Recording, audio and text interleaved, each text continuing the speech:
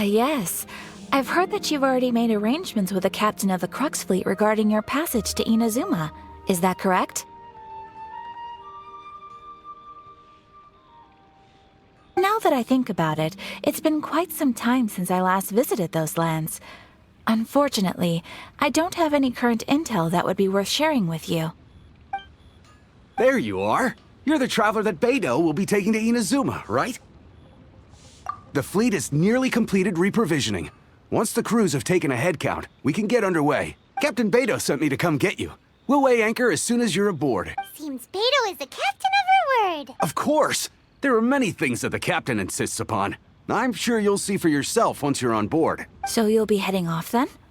I suppose congratulations are in order. Whether the journey before you leads to the heights of the heavens or the depths of the abyss, each step you take is another achievement. Until we meet again. Ad Astra Abyssosk. Oh, it's kinda hard to say goodbye now. We practically see each other every day. Well, if that's how you feel, why not come and find me when you arrive? I'll be awaiting you on Narukami Island. So there's another Catherine in Inazuma? See, there's no need to get all sappy now. Well, I guess it's time for you to bid farewell to Liyue Harbor. Now that I've delivered my message, I'll be heading back. The ship is currently anchored off of Guyun Stone Forest. Okay, thanks for coming all this way to let us know. Just following orders. I'll see you two aboard the Alcor.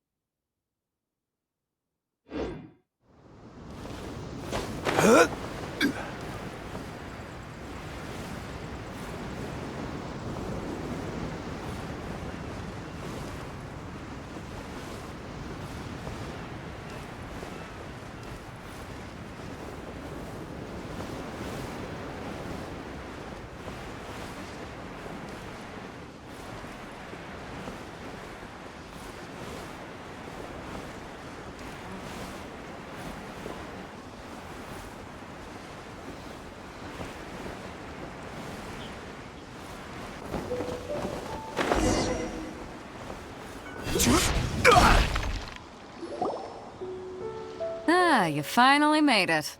All these years, come rain or storm, the Crux fleet has never suffered a delay.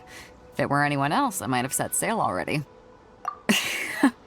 Don't look too serious, I'm only joking. You're just on time. The crew have just finished making final preparations. Well, now that everyone's here, we set sail for the land engulfed by storm and tempest. The nation of eternity. Anchors away!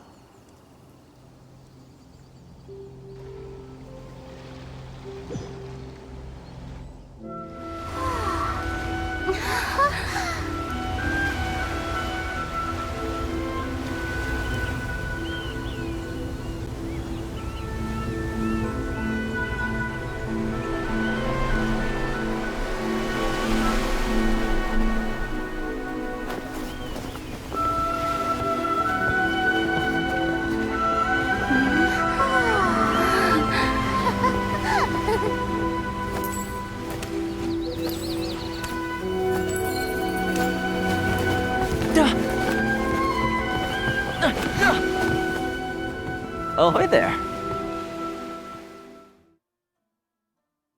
Boats are made for So, you finally made it. You sure kept me waiting, Captain. And it appears we have a couple of stowaways. Or perhaps I should say, honored guests. Shush! You can blame your almighty shogun. The tempests around Inazuma have been growing all the more fierce lately. Though the fleet was fully up to the challenge, the inclement weather still caused some delay. Now then, let me introduce everyone.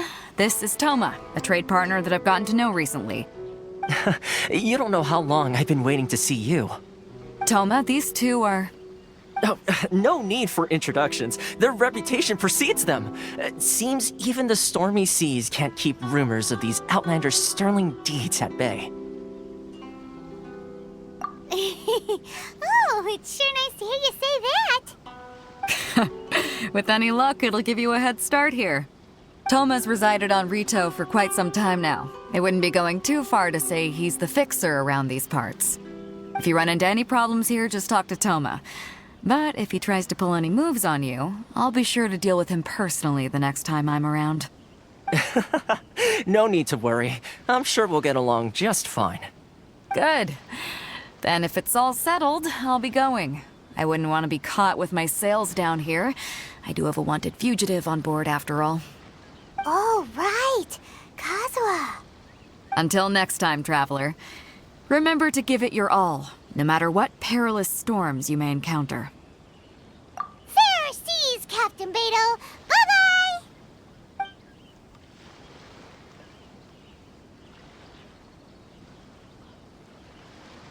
Now then, first things first. We need to go get you registered at the border checkpoint. Paimon thought we were supposed to be keeping things on the down low. Are we just gonna walk into the government's hands? Don't underestimate the reaches of the Sakoku Decree. You wouldn't be able to avoid inspection even if you tried. So we have to play by the rules, even if we're kind of bending them.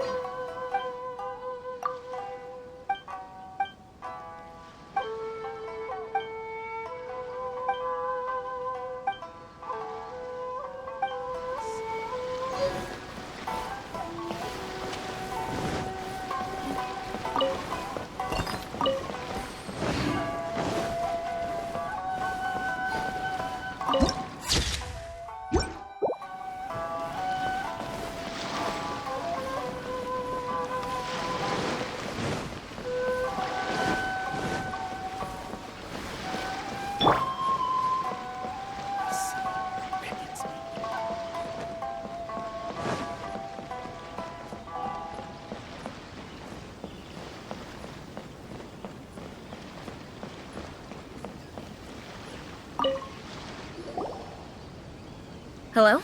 Please state your name, identity, and the purpose of your visit. Oh, except you, Toma. You must be new here. Uh-huh.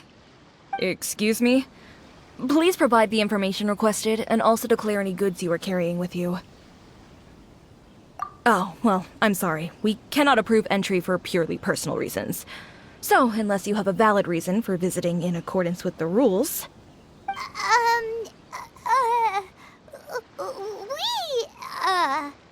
My apologies, but I'll have to ask you to... Here are the entry papers, for your kind perusal. What? Ugh, take your time. No rush or anything. I just wanted to see what you'd say. Sorry about that. I see. Okay. Your papers are all in order. Welcome to Rito. Whew. So, where do we go next? The Outlander Affairs Agency. They only check entry permits here. If you want to remain on Rito, there's a process you have to go through with them. Sheesh. So it is super strict, just like everyone says. Well, let's not forget that to everyday folk in Inazuma, people from everywhere else are referred to as outsiders. As the word suggests, Outlanders aren't very welcome in Inazuma with the Sakoku Decree in force. Not even on Rito, where they've established an outsider settlement. I like how you think. I've got a feeling we're going to get along very well. Now, let's head over to the Outlander Affairs Agency. Most of the current rules were put in place by the administration of Rito, the Kanjo Commission. A Kanjo Commission? Yes, one branch of the Tri-Commission of Inazuma, responsible for growing and managing the nation's wealth. You really haven't heard of it before?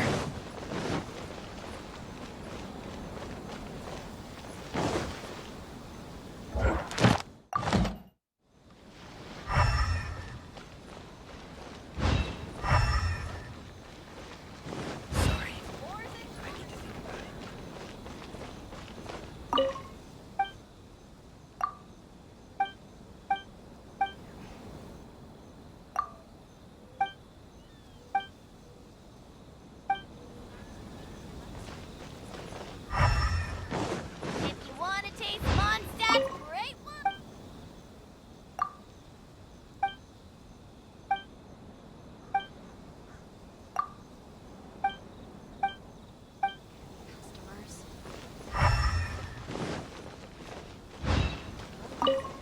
Enjoy the blessing of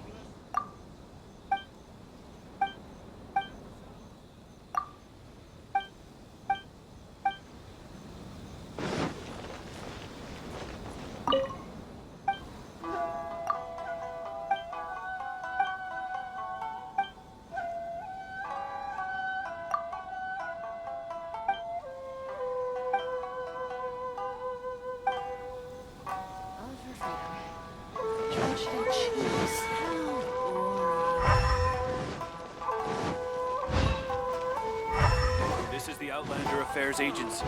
Please have your documents and proof of identification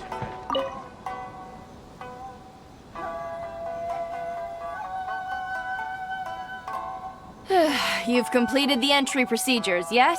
And now you want to apply for residency? Both of you? Yes, please.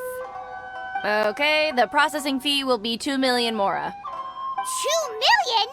For a processing fee? Are you serious? That's right.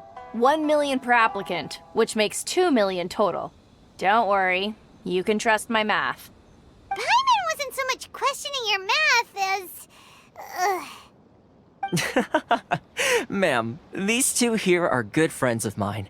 I think you'll find I'm one face you recognize. Ah, Mr. Toma, it's you. By way of courtesy, allow me to reduce it to 400,000 mora total. Thank you ever so much, Miss Eureka. But as this is just a processing fee, I think 600 mora should cover it if I'm paying on their behalf. I'll treat you to dinner too. How does that sound? That's not how you haggle! By all means, bargain the price down, but... All right then, as you wish, Mr. Toma. I will make a record. Much obliged.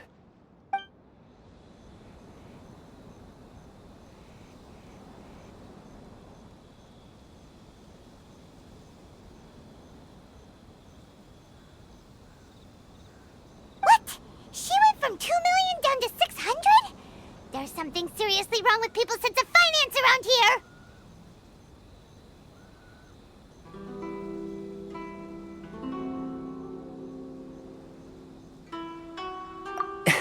It's not as mind-boggling as you think. A processing fee is just a figure of speech. The way some here at the agency see it, the fees are easy money, so it becomes a question of how much they can make. So when the day comes that some poor merchant from overseas with more money than sense gets stuck here and needs to apply for residency... Then they'll milk them for all they're worth! Exactly. It's at times like this that having a local friend really comes in handy. Yes, but when you're an outlander in Inazuma, far from home in this closed nation era, there's very little that can be done about it. The most that overseas merchants can do to look after themselves is stick together. That's how the International Trade Association came about. So it's a trade association built by and for Outlanders? Yep. And as well as advancing commercial interests, the association provides help, support, and structure for Outlanders trying to survive on Rito. Essentially, it's an association devoted to both commercial excellence and survival skills. just staying alive is an achievement when you're an Outlander in Inazuma. I see. So this is the real purpose of your trip. Yes, given that you are Outlanders, it's certainly a lofty aspiration. After all, the Raiden Shogun is the most exalted and revered one in all of Inazuma. She is a deity who reigns on high, while all other life gazes up in awe. Huh. I was going to say nothing is set in stone when it comes to who you will encounter in this world. Who's to say you won't happen to run into the Raiden Shogun one day after lunch? Uh-huh. And is that likely? Okay, I'll give it to you straight. I know of a way to introduce you to the Raiden Shogun. Really? Wow! The Rito Fixer is better connected than we thought. I mean, it will take all the resources I have at my disposal, but it can be done. However, before we get there, connections come at a high price, you understand? Not you too! No. In this instance, when I say price, I'm not talking about Mora. In fact, there's no real cost as such. It's just that if this is something you really want, you'll have to agree to help other people solve some of their problems first. I like to do things in a way that keeps everybody happy. It's my own personal rule for dealing with situations like this. Sounds very reasonable to Paimon. You're the man in the middle, so you have to trade favors to keep everyone indebted to you.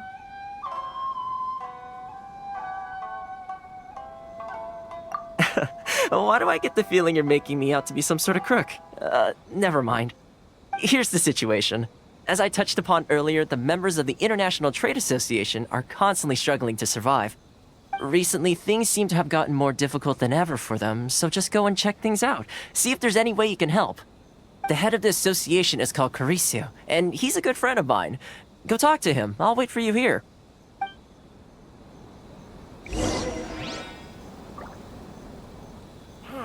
Why in the world can't I use my permit?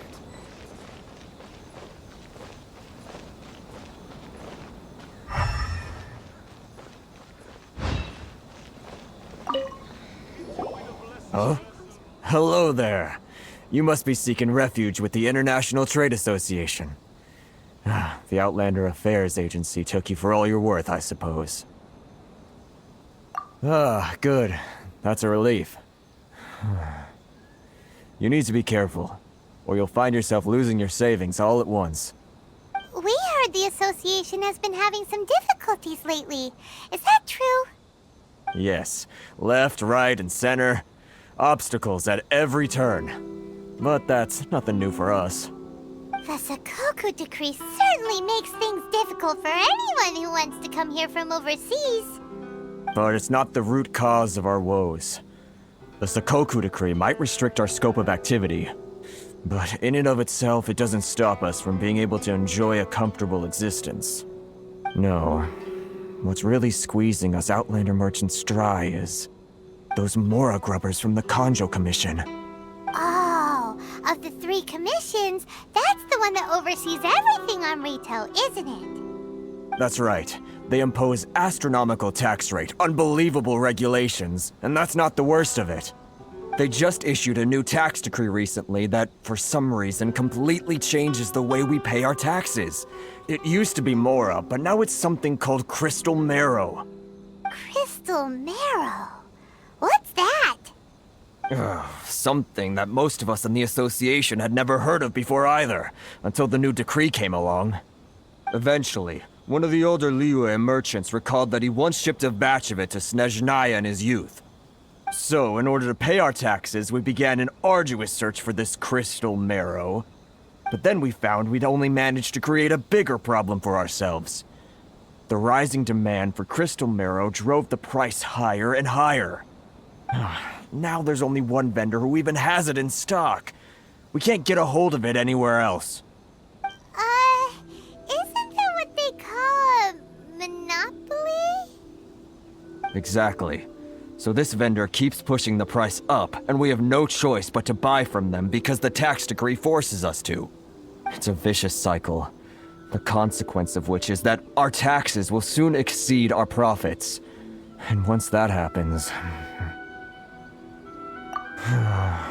We've tried communicating with the Commission directly, but this is a nation where the cries of a few struggling merchants will never be heard over the ever-present roar of thunder. Fontaine, my dear homeland. I miss you an awful lot at the moment. Sounds awful. They're really bleeding them dry. What do you think we should do? But Carice is the head of the association, and even he hasn't had any luck. Not to mention, we're Outlanders too. Right. And besides, I think this may well be the fate they've ordained for us. Okay. Well, we could try tackling the problem by going to the other party involved. That vendor. I've actually done business with him in the past, but after a point he stopped contacting us. I have no idea where he sources the stuff. Well, it definitely sounds like he's being unfair.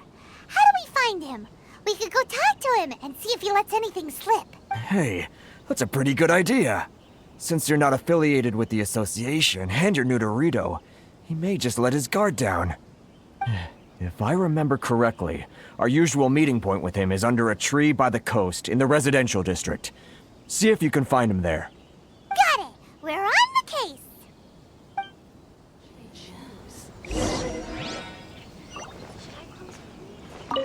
I can't thank you enough for helping me out.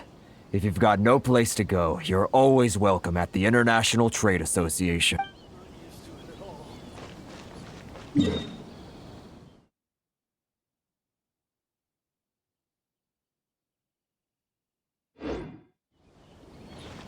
Love for freedom. If you want to taste Mondstadt's great wine, then look no further. Speed of light!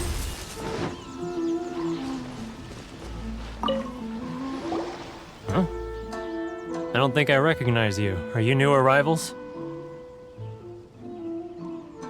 Haha, very funny. Real fixers don't need to refer to themselves that way. I wasn't born yesterday, you know. So, what do you need with me? The sheer nerve. You don't go around asking questions like that. If I gave you my sources, I might as well hand you the whole darn business. Trade secret. Got it? You know what trade and secret mean, right? This guy's got a bad attitude.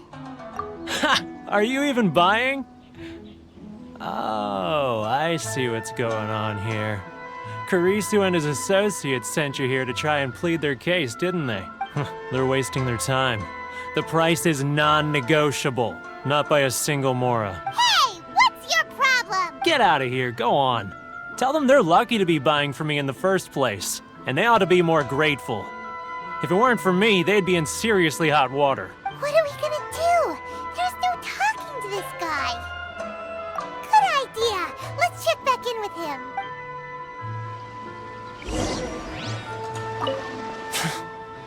I'm the only lifeline they've got.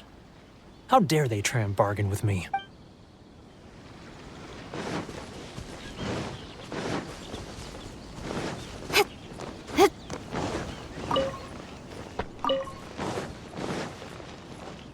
Sorry.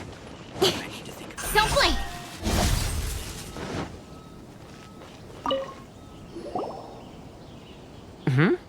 That was quick. You resolved it already? Actually, we're having a little trouble. No? Well, by all means, tell me what you need. I'll help as much as I can. Getting you to go fixing things when you've only just arrived is quite a demand. Oh, that guy? I'm familiar. He used to be a bit of a sorry sight, selling shells that he collect on the beach just to get by. But he seems to have suddenly shot up in the world recently. I can only assume he must have found himself a patron after leaving the International Trade Association. You're saying he used to be a member of the International Trade Association? So he's an Outlander too? Yes. Couldn't you tell when you spoke to him? That's right. Werner was born in Mondstadt, then went into the shipping business, trading between Leah and Inazuma. When Inazuma closed to the outside world, he was one of a group of Outlanders that ended up stranded on Rito. What a bummer. The International Trade Association was initially very generous to him, but over time, with decree after decree, the association members found it increasingly difficult to make ends meet. So he left the association and turned his back on them. I'm sure it's more nuanced than that. I believe even the most ungrateful and cold-hearted of people still have some amount of gratitude and warmth left in them somewhere. Really? Is that all you need to know? Well then, it sounds like you may have found a way in with him.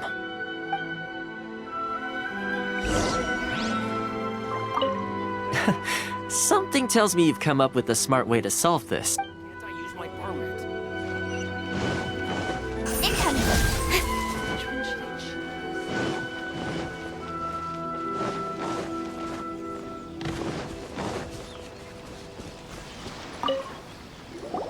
What are you doing back here? Just because I got plenty of time on my hands doesn't mean I want to waste any of it talking to you. Huh? Where's this coming from?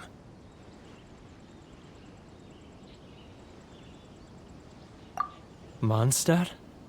You were talking about Mondstadt.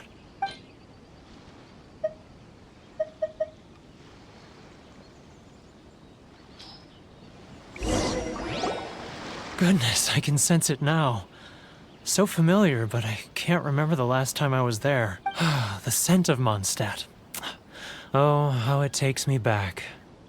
Oh, my hometown, the home of freedom. How I long to go back and visit. It's working!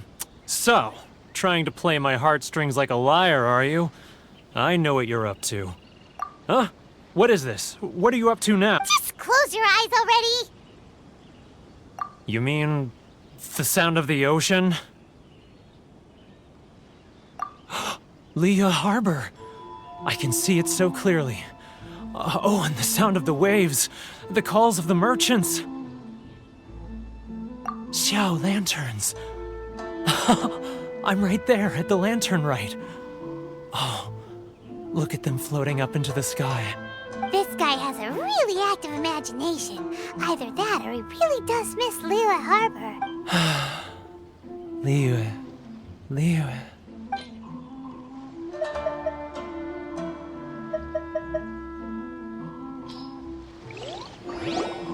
Wait. Stop. That's enough. Don't make me relive it anymore. My poor heart can't take it. You mean the folks from the International Trade Association? And I suppose they are far from home, just like me. Often, I'll sneak down to the shore at night and listen to the sound of the waves. I like to imagine it's the voice of my hometown, carried across the ocean. I've run into folks from the association more than a few times doing just that, but I always hide my face and slip away. Don't you think I've wanted to talk things through with them and free myself from this anguish? Well, no one's stopping you, so... They're so resilient. None of them had anyone else to rely on, so they rallied together, committed to finding a way to survive. But I couldn't do it. I'm not strong enough, so I caved. Those people, they'd make the smallest of promises, offer the most measly benefits, and I'd do whatever they asked of me.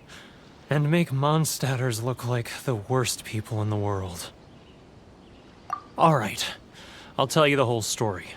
It's eating me up inside, and I can't take it anymore. You ready to talk now? But I betrayed them. I can't show my face there. Come on, you scaredy cat. Look, you messed up, but now it's time to make things right. So come on, get it off your chest. What's the deal here? It's a scheme by the tax collection Ashigaru, Keijiro and his companions. They start by overtaxing the merchants, then take the extra crystal marrow they receive and stockpile it. Once the merchants run out of places to buy crystal marrow, they get me to sell that extra stock back to the merchants at an extortionate price, with the proceeds going to the tax collection Ashigaru.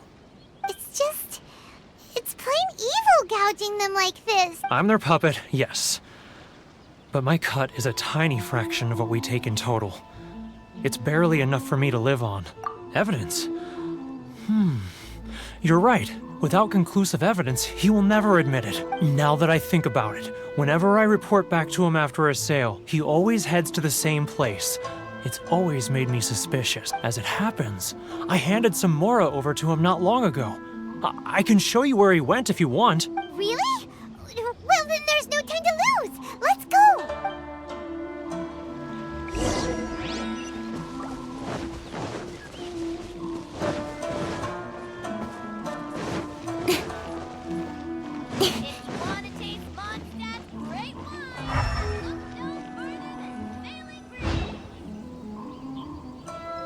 Keijiro! It's him! After him!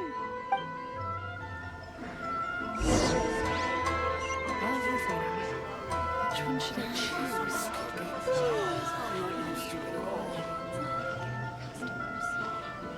Many outlanders are having trouble. Feel free to visit the International Trading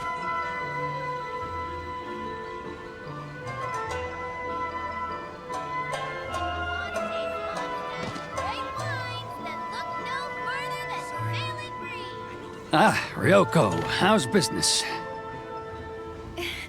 All the better thanks to your generous patronage. Good! Thankfully, I earn plenty these days. Oh, but of course, tax collection is difficult work. He's getting further and further away! Let's catch up a little. Now, who else is behind? He's getting further and further away! Let's catch up a little.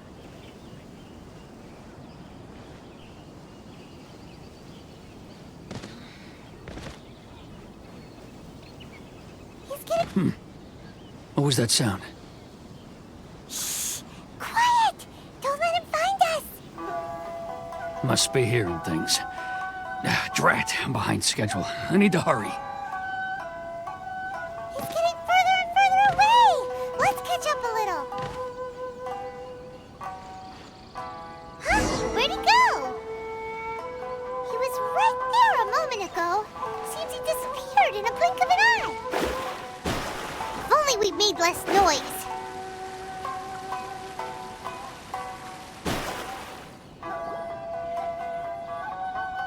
Keijiro! After him!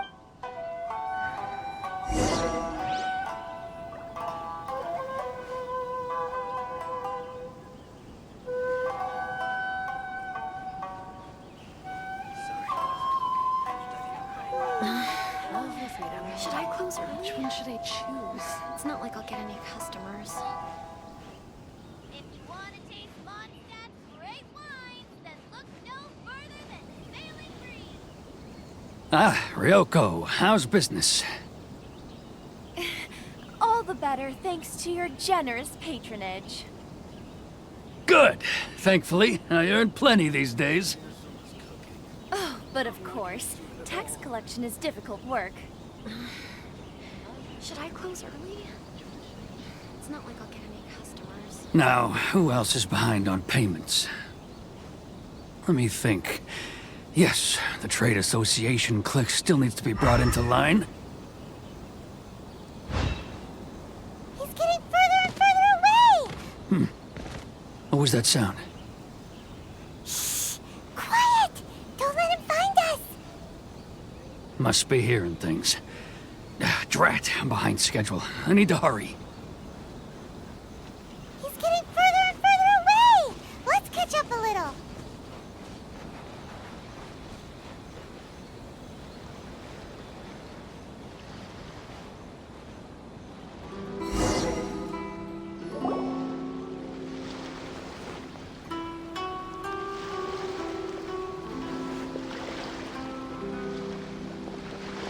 What could he be doing at a place like this? It looked like he buried something over there, didn't it? Why don't we take a look?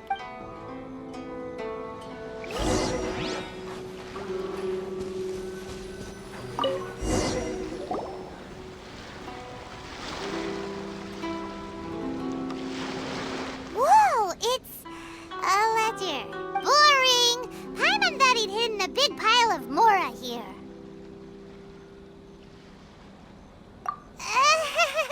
Yeah. Let me take a look here. Aha! Yes! This is what we're looking for. A clear and complete record of every single transaction, each one proof of his guilt. Great! Well, now we have our hard evidence. Let's go tell Karisu the good news, shall we?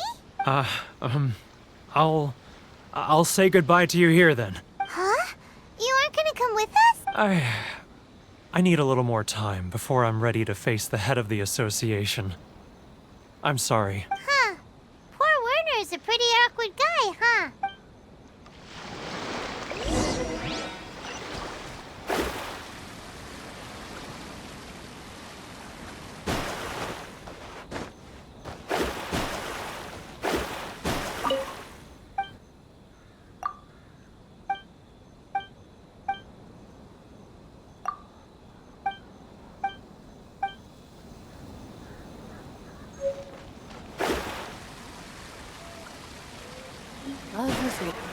Which one should I choose? But we really don't have anything left. If this keeps up, our sales will come in at a loss.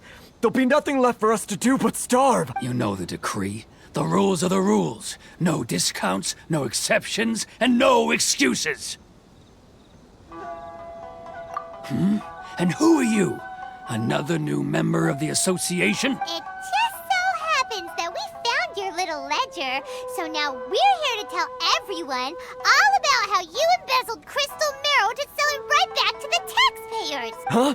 Is this true? You've been swindling us! Well, you see, the taxes, Let me take a look at the ledger.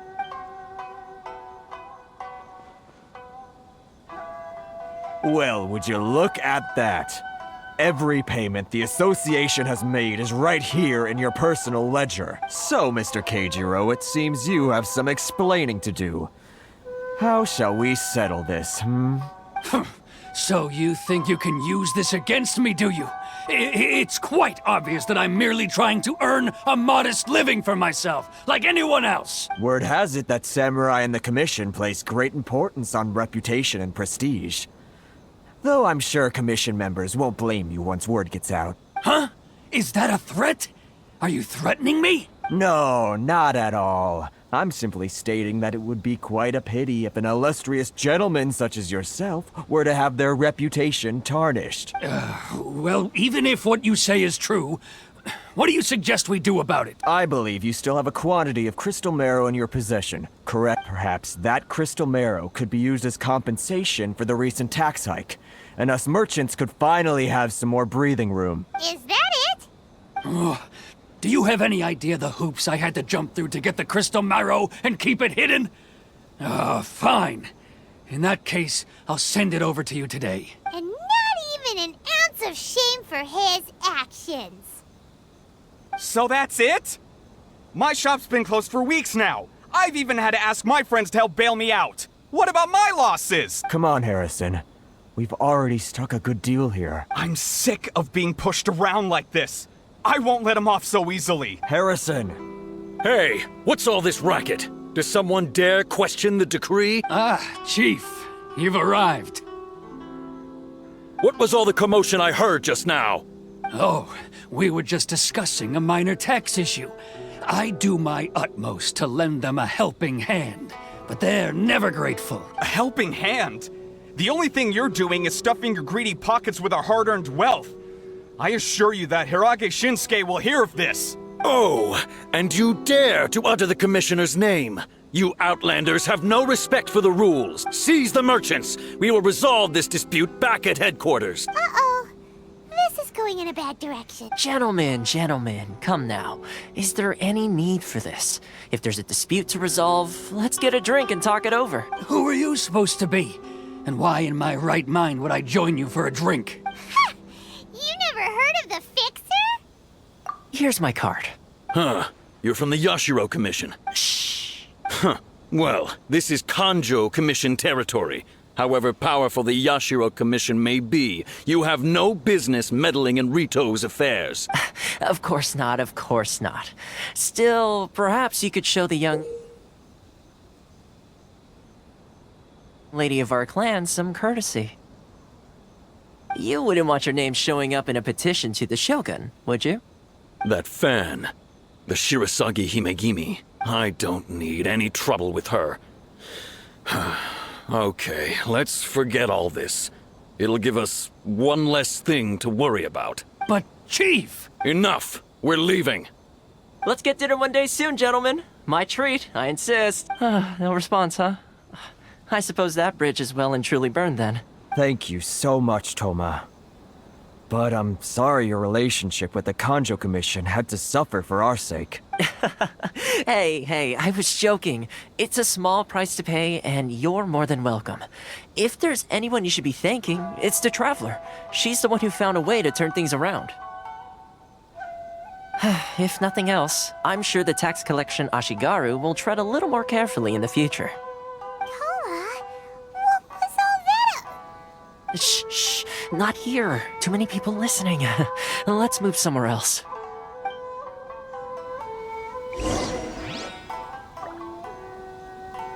It's tyranny, plain and simple. Thank you so much. Our heads are back above water now.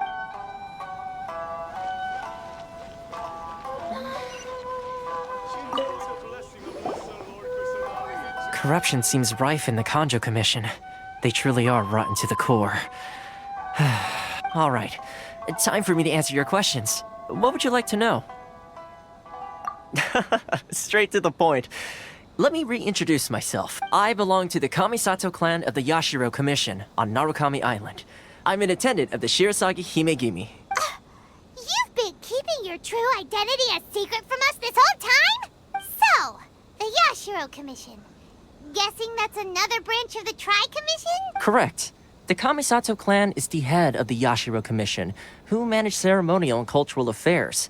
I'd go into more detail on what exactly that covers, but I'm not even sure myself. I'm just someone who was fortunate enough to be taken in by the Kamisato clan. My role is to take care of the daughter of the clan, Kamisato Ayaka, also known as the Shirasagi Himegimi.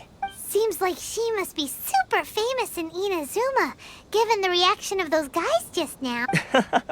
Oh, most definitely. She's graceful, dignified, and kind-hearted too. The people of Inazuma quite adore Miss Kamisato. Her fame even somewhat eclipses that of her older brother, Kamisato Ayato, despite the fact that he's the current head of the clan. I suppose those who treat others with compassion earn themselves the same treatment in return.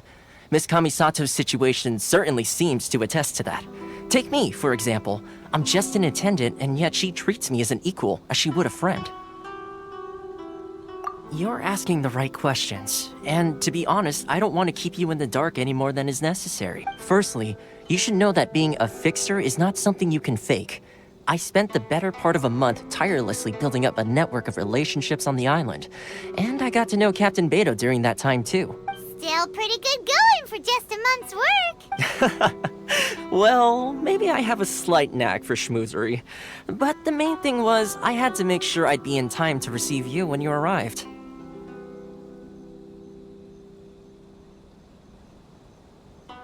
Inazuma may have closed off to the outside world, but that hasn't stopped a lot of people from hearing about your feats in Mondstadt and Liyue.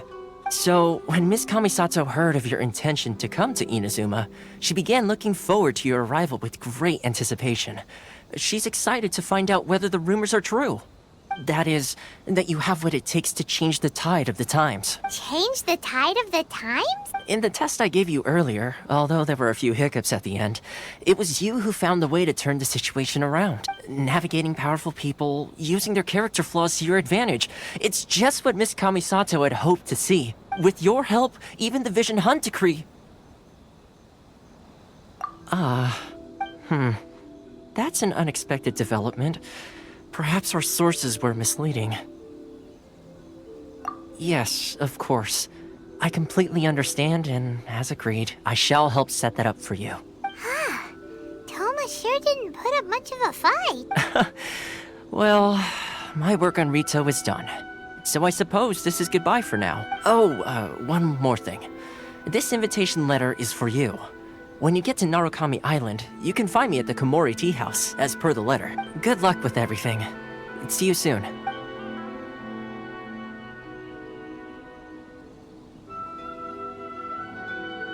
Toma's not such a bad guy, huh? We should get going. Huh? What's up? Oh, right! Paimon forgot all about that! Wait, so did Toma forget that too? Oh, darn it! No wonder he was so matter-of-fact about the whole thing! As soon as we get off Ritu, Paimon's going straight to Komori Tea House to settle the score! Well, guess we should give it a try. Let's head to the border and see how far we get.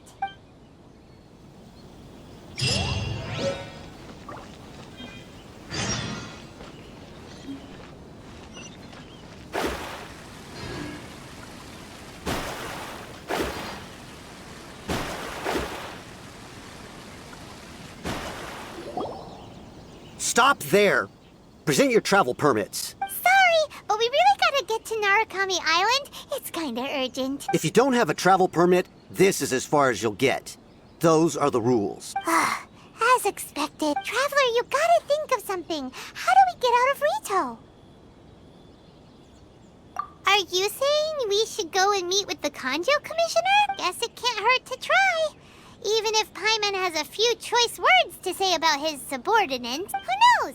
Maybe he's our biggest fan.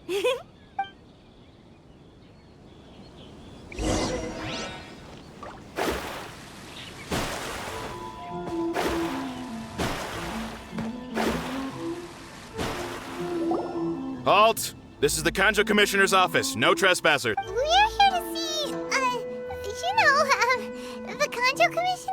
The Kanjo Commissioner seldom entertains Outlanders. Leave now or we'll be forced to... Ah, wait.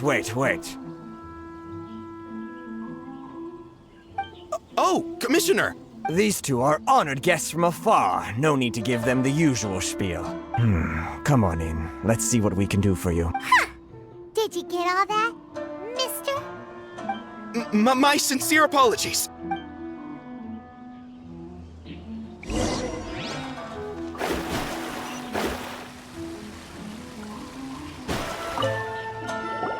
I am Hiragi Shinsuke, Kanjo Commissioner and head of the Hiragi clan. It's an honor to meet you both. Nice to meet you, sir. So, the reason we wanted to come and see you was because... All right, all in good time. Two travelers renowned far and wide have shown up to see me, and I should very much like to make their acquaintance. Let's not limit this to business only. So what you're saying is, we really are pretty famous, huh? Absolutely. How many other people in the world have what it takes to knock the wind out of Storm Terror's sails and put the Overlord of the Vortex back under the sea, eh? Exactly! Paimon thinks you make an excellent point. And I hear you also foiled a Fatui plot in Liyue Harbor. Even beat one of their harbingers in a duel. Is that true? Whoa, you heard about that too? Yep, it's true, all right. As I thought. Something wrong? No. I'm simply awestruck by you both is all. Rito is greatly honored to have you visit us. One other thing I heard about you is your great zeal for helping other people. This makes me wonder whether you might be so kind as to render your assistance to the Kanjo Commission. Oh, sure, no problem. Whatever you need, right? Excellent. Well then, you must know the Genshin. A flower grows on the mountaintops of Liyue. Yep, we've picked a few of those before. So, you want us to go back to Liyue? Yes, bring me 300 Genshin, would you? Freshly picked, I mean. Did Paimon hear that wrong? Too much trouble, is it? I see. Then how about this? We have a few items that need delivering. Perhaps you can help with that? That sounds much more like it. 709 letters, to be precise. Hey, what gives? How come you don't have people to do that already? Terribly sorry. We're just a little short on people lately. What sort of an explanation is that? Traveler, what are we going to do? Should we really help this guy?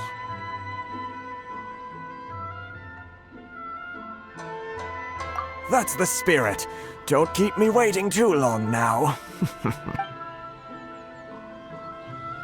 You're seriously considering taking this job? The terms are ridiculous!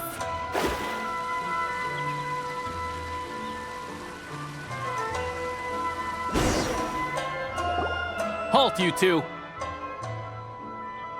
Huh? What did we do? Miss Hiragi has a letter for you. She insists that you read it immediately. A letter? Quick! Let Paimon see!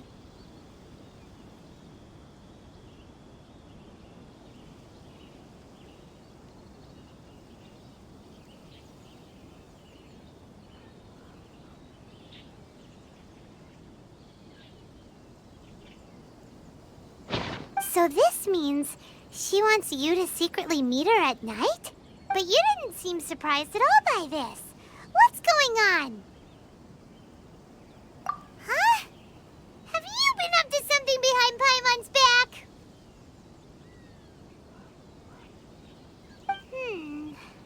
Let's ask her tonight and see what she has to say.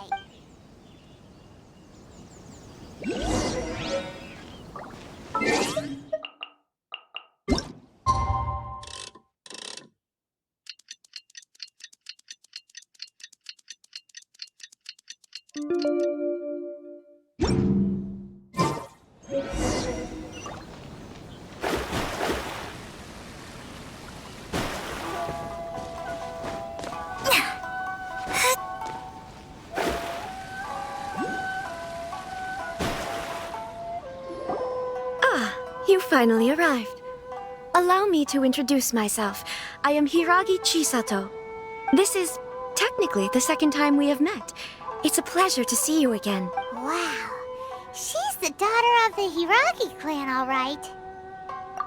No need to be so formal. I've long marveled at your accomplishments. And at last, we have the chance to meet. Is it Paimon, or does something seem a bit off here? The reason why I wanted to secretly meet you here is, well, I feared that I might never have another opportunity to discuss this with you. Discuss what? Ahem. I should like to ask for your help with delivering a letter. Like father, like daughter. Couldn't you be more original? No, you misunderstand me. Please, allow me to explain. I was hoping that you could deliver a letter to Narukami Island in my stead. It is to be given to Kujo Kamaji of the Tenryou Commission. My father has always forbidden me from communicating with him. He knows that there are prospects for my marriage that would better serve him politically. But my heart is with Kamaji. There is no one who would dare defy my father's will on Rito, but you are Outlanders. Outlanders seeking to get to Narukami Island. It would be regrettable to let such an opportunity pass. Oh, Paimon gets the whole picture now. Of course, in doing so, I will also do everything in my power to help you leave Rito. That is my promise. To be perfectly honest, as long as you remain in Inazuma, my father will have no intention of letting you leave Rito. Yeah, we figured as much. It was pretty obvious he was just trying to hold us up here. I secretly overheard a conversation between my father and a very arrogant-sounding woman just a few days ago. They seemed to be discussing how to keep you here on Rito. In fact, it was the first time I had ever heard my father speak so respectfully to someone who wasn't the shogun. We don't have much time. I'll tell you my plans to help you off the island. It just so happens that a shipment of goods is... Very well. I'll be waiting for you at the border. I'm counting on you to deliver my letter.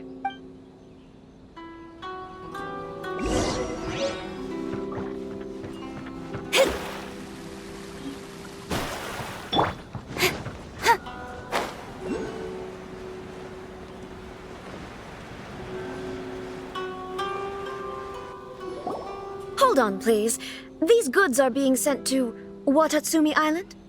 My lady, this is an unexpected honor. You are correct. These goods have been repeatedly requested by the Kanjo Commissioner. We must be certain that they reach Watatsumi Island intact. Is there something wrong, Lady Hiragi? No, as you were. My father simply has some concerns of the shipment's safety, and has ordered that myself and an additional qualified escort be dispatched to ensure safe transport of the goods. My lady, you aren't suggesting that you intend to escort this shipment personally, are you?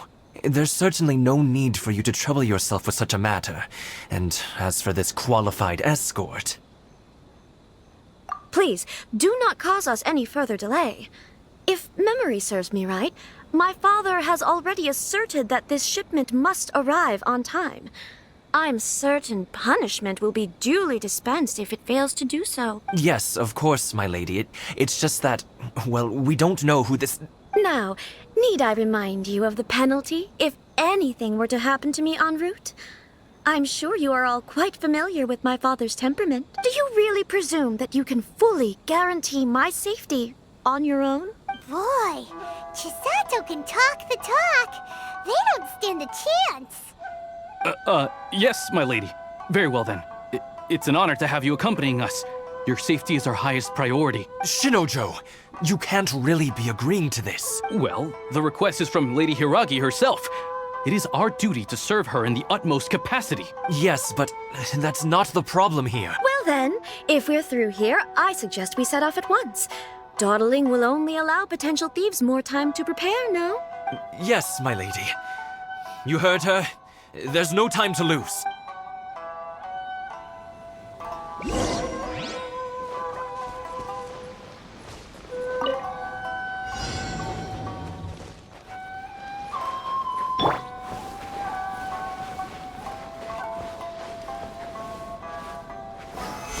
My lady, please stay back. We'll handle it. Not as well as we'll handle it. That single?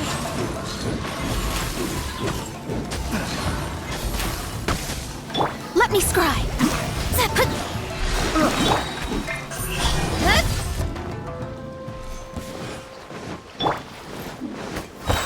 Solidify! Decided by destiny.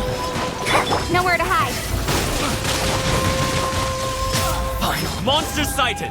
Prepare to counterattack! Protect Lady Hiragi at all costs! We'll take care of this. Stay with Chisato.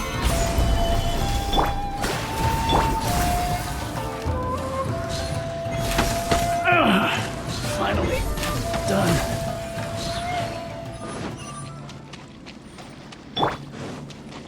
Speed of light.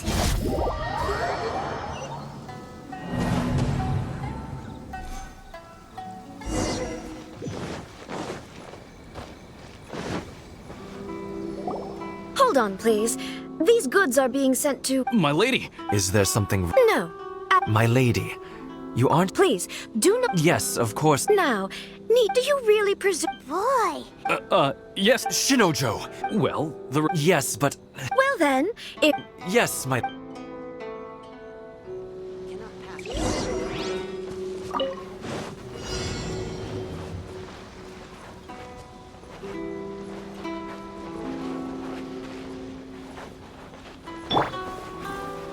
My lady, please stay back. We'll handle it. Not as well as we'll handle it.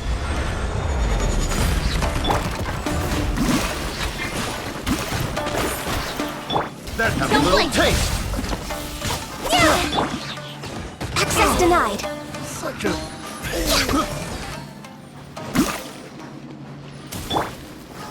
Solidify!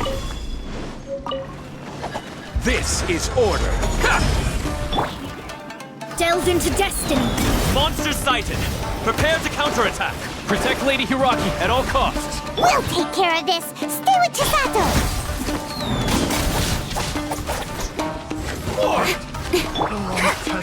Born of ice and frost.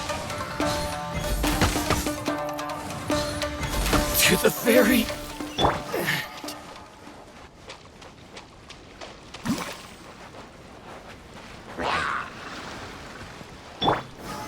Stabilize! Watch out! More monsters inbound! Lady Hiragi, stay close!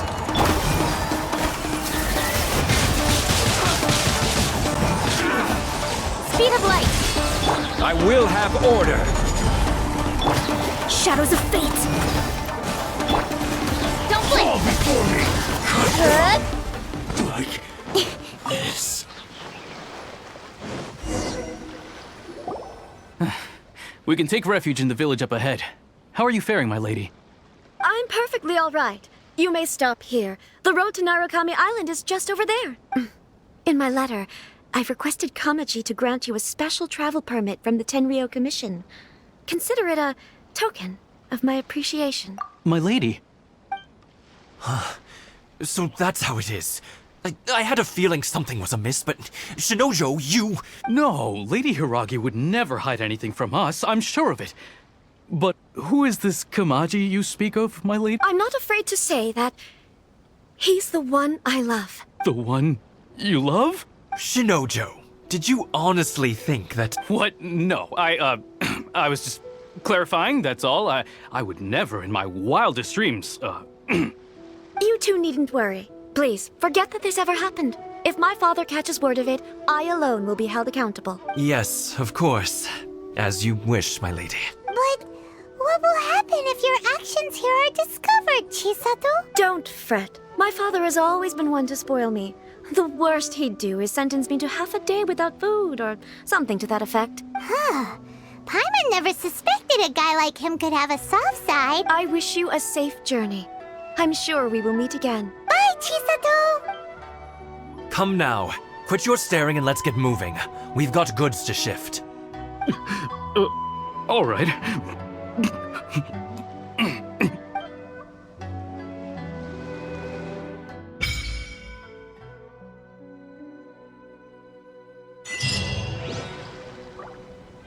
Whew! We're finally on our own way again! I suppose it's time we find Toma. Now, where did he say he would meet us again? Oh, right! Komori Tea House!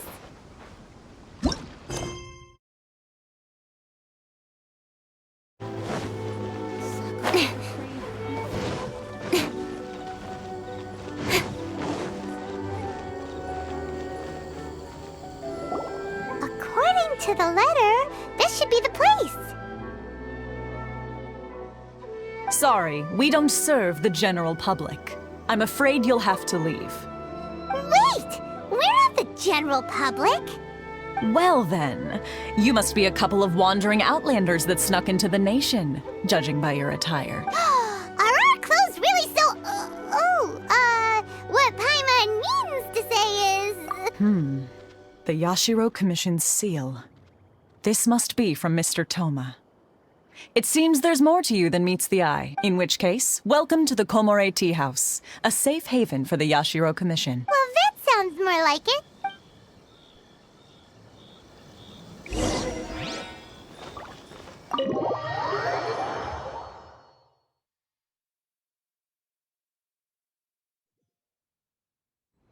Well, now that we're here, where's Toma? Paimon doesn't see him anywhere. Do you think he forgot his promise to meet us? Who forgot their promise? I was beginning to think you'd forgotten about me. What? Is that dog talking to us? Relax, no need to look so surprised. I take it this is the first time you've seen me in this form? Huh. So you didn't see anything like this when you were in Liyue Harbor? Ah, now that you mention it, this does suddenly seem less out of the ordinary. Alright, I've had my fun. Hey! You're this close to getting an ugly nickname, mister! Well, I've had some time to kill, given that I've been waiting here for you for so long, as was the case in Rito. So I came up with this little fun greeting for when you arrived. But in all seriousness, I would like to apologize about that little test you went through earlier, though it was quite necessary. It helped us determine whether or not to bring you before Miss Kamisato, and whether you had the courage to face the lightning alongside us. Don't think that Paimon's gonna forgive you just because you're getting all serious now. Sorry, did I overdo it? My apologies. Let me just say this. You've often found yourself skirting the rules from the very beginning, haven't you? Naturally, this is due to your unwavering and resolute determination. A long time ago, we had a friend who was much the same, but when the lightning struck... Ah, so you've heard of his story. His light still burns all the more brightly. Yes, of course. I will bring you to the Kamisato residence where the Yashiro Commission is located. But before that, there is one other place I was hoping you both would accompany me to. Oh? Where? I would like you to come with me to the statue of the omnipresent god. It's still under construction now, but you can already see it from practically anywhere on Narukami Island.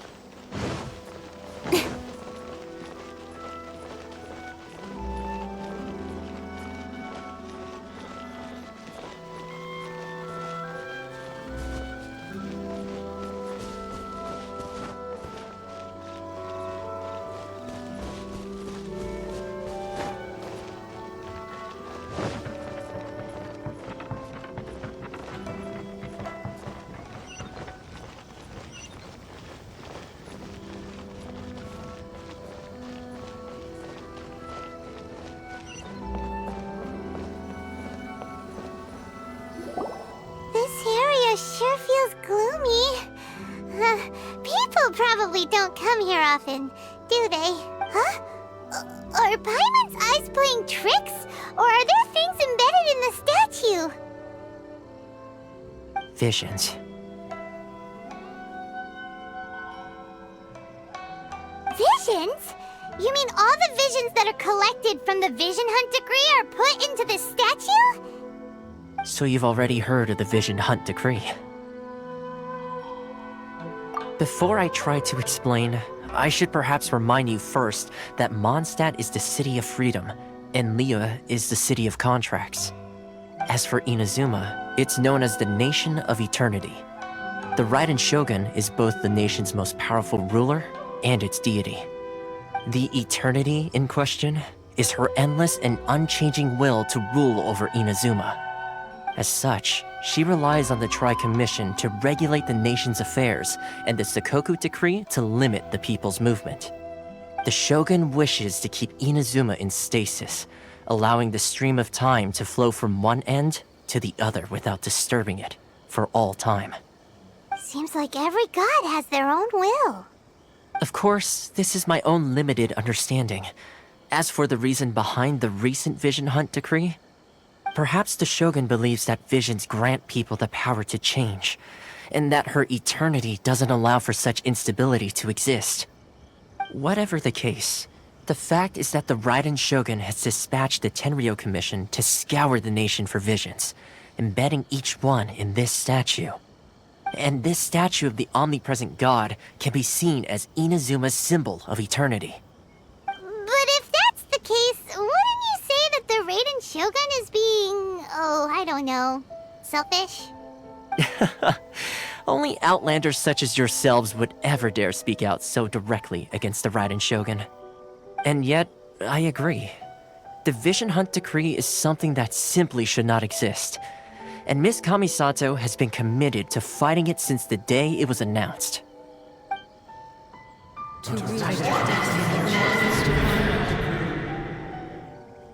Huh? Hey, are you okay? You look like your mind is elsewhere. Sound? What sound? I didn't hear anything. Did something happen? Yeah, you touched the statue, and then what? Aspirations? That would seem to confirm the saying. Have you heard it before? That when a person's ambition reaches a certain strength, the gods look upon them with favor. That is where visions come from. In other words, a person's vision represents their ambition. So if what you just said is true, then the ambitions of these people are stronger than I imagined. All right, time for the next stop on our tour of Narukami Island, the Kamisato residence. Finally!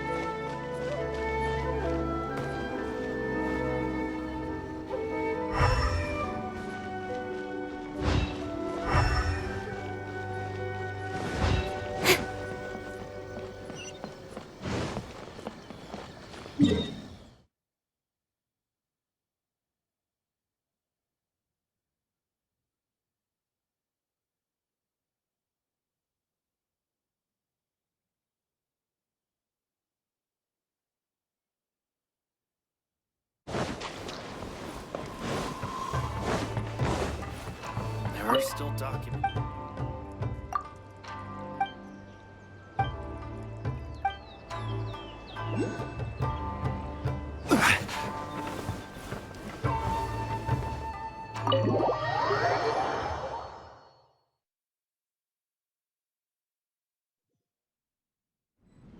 So, this is the kind of place where the big shots of Inazuma live, huh?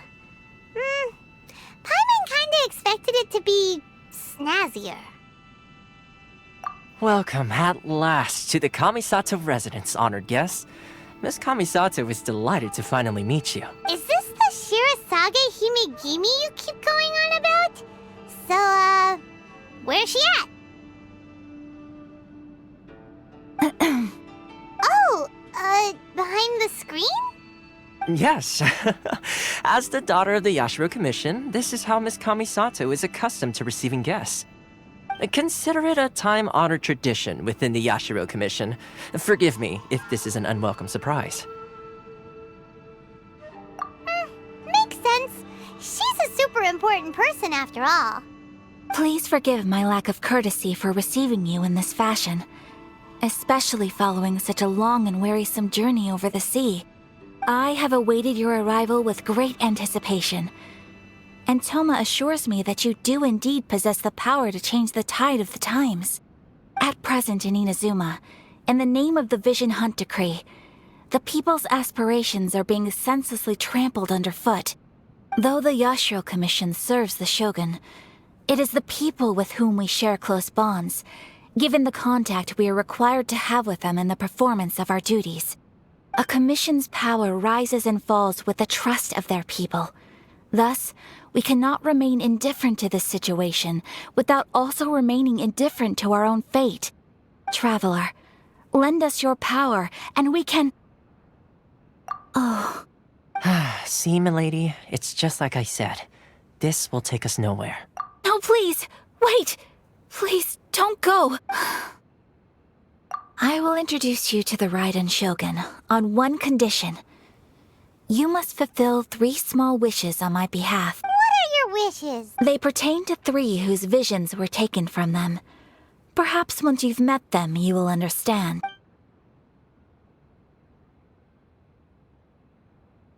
A warrior who guards a village, a former samurai who helped carry out the Vision Hunt Decree, and a swordmaster determined to become the best in the world.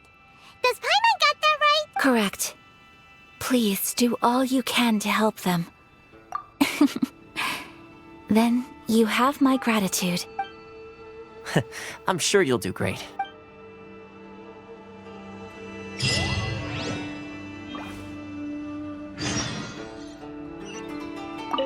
Miss Kamisato's left, it seems. No cutting corners now, okay?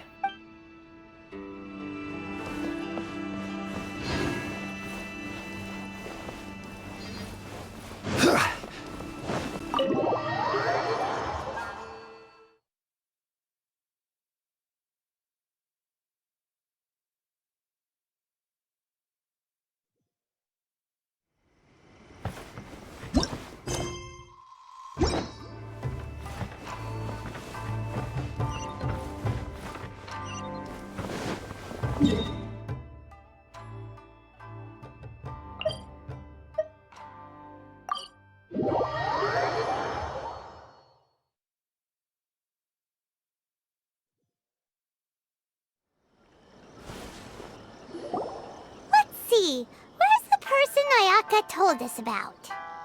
Why are you doing this? Why leave all of a sudden, after all these years? Precisely. It's much too sudden. We've had no time to prepare. The children are desperate for you to take them out to play. Please, we urge you to reconsider. That must be the guy Ayaka told us about. Let's go over and see.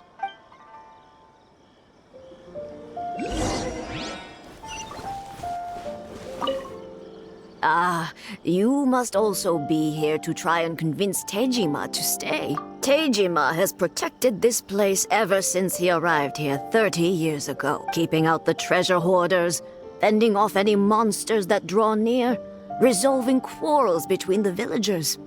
He has put an enormous amount of work into looking after this place, and we all think the world of him.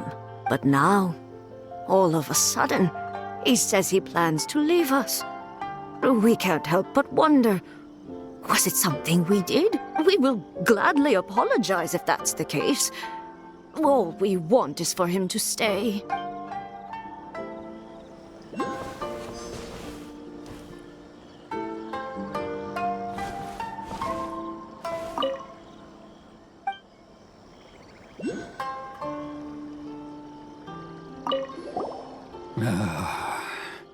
If you want my opinion, something to do with the Vision Hunt decree. It's clear that Tejima had done nothing wrong, and still they confiscated his vision. After that, he became a completely different person. I can't claim to fully understand it, but I could tell that he'd lost something very important to him. He went off on a walk, alone, circled the village a few times. And then, out of the blue, he announced that he was going to leave and become a wanderer. Truth be told, we aren't sure whether trying to keep him here is the right thing to do.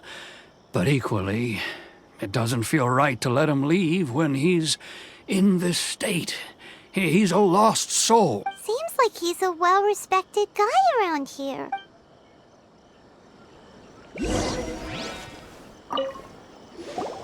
You must be Tejima. So what's made you want to up and leave all of a sudden? Me?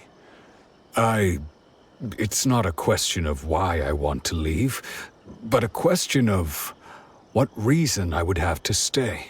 True, but that's not why I chose to stay here. And what made me want to come here 30 years ago? And why have I never wanted to leave in all that time? I don't have answers to those questions because I can't remember anymore. Ever since they took my vision away, it's like a slice of my memory is gone. In the past, I knew I wanted to stay here. But whatever resolve I had then, it's gone now. So I thought, what's to stop me from moving around instead? The emptiness inside me will be there either way. Okay. Well, in that case, if we help you rediscover the reason you chose to stay, you won't need to leave anymore, right? But if you can't remember anything, it's not gonna be easy. Oh, maybe if you just try a little harder to remember, then it'll all come flooding back? Oh, that reminds me. Last time I brought Tejima some fruit, I do believe I saw him writing in a diary. I keep a diary? If you say so. I honestly can't seem to remember. Oh, yes, you do. And what's more, I remember you saying at the time that you wanted to make a note of a few interesting things. Things which would prove very important at a later date. Perfect! So if we want to keep Tejima from leaving, we just need to find his diary. It must be around here somewhere. Let's take a look. If you don't mind, we will leave you to find the diary. We should head back to the village to inform the others of Tejima's situation.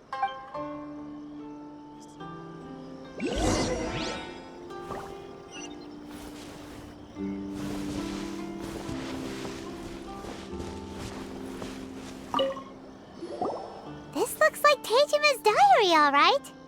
Let's see what we have here. Today, the villagers and I got together to cook dry braised salted fish.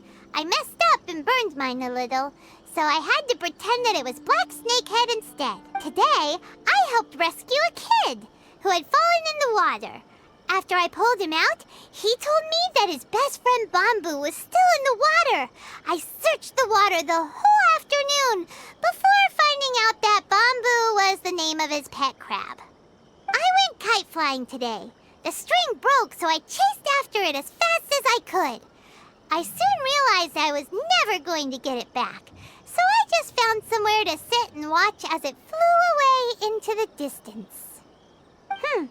Seems like your average diary of daily village life. Huh? Wait, there's more! I went to pray at the shrine again today and stayed there a while. The Omamori you gave me has faded a little, but it is still my most treasured possession. Now that's the kind of info we're looking for. Time to pay a visit to the shrine.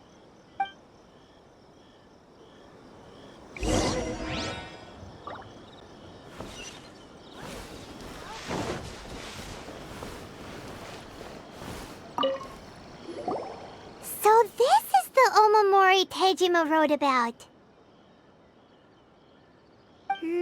Interesting. Looking at the color and the design, Paimon would have thought it belonged to a child.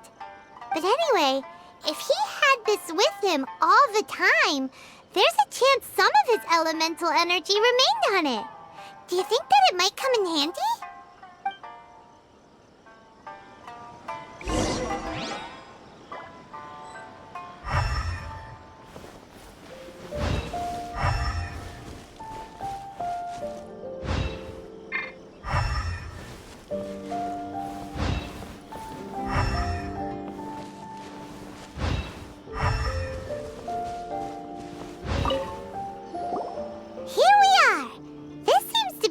That Tejima visited a lot. The soil looks like it's been disturbed. Maybe Tejima buried something precious here. Something that kept him in the village all these years? Must be something pretty amazing if it made him stick around for 30 years. Let's dig it up and take a look. It looks like a letter. The paper's gone yellow. Must have been written a really long time ago. Konda Village. Sounds so familiar. Where is that place again?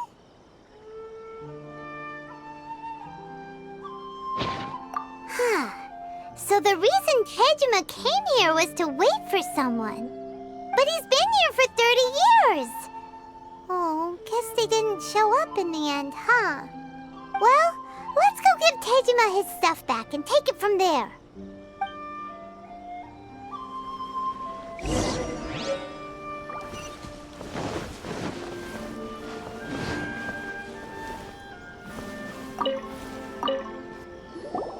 Well, I'll be. That's certainly my handwriting. And I guess the Omamorian letter belonged to me too.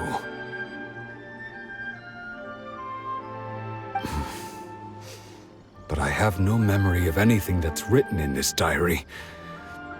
Still, it's clear that I was waiting for someone here, and that I chose to wait for 30 years. Over the years, I must have made a note of anything interesting. Anything that I could share with her when we were finally reunited. And just look at all the things that did happen over the years. The time has flown by so quickly. 30 years feels like the blink of an eye. How could I have forgotten something so important to me?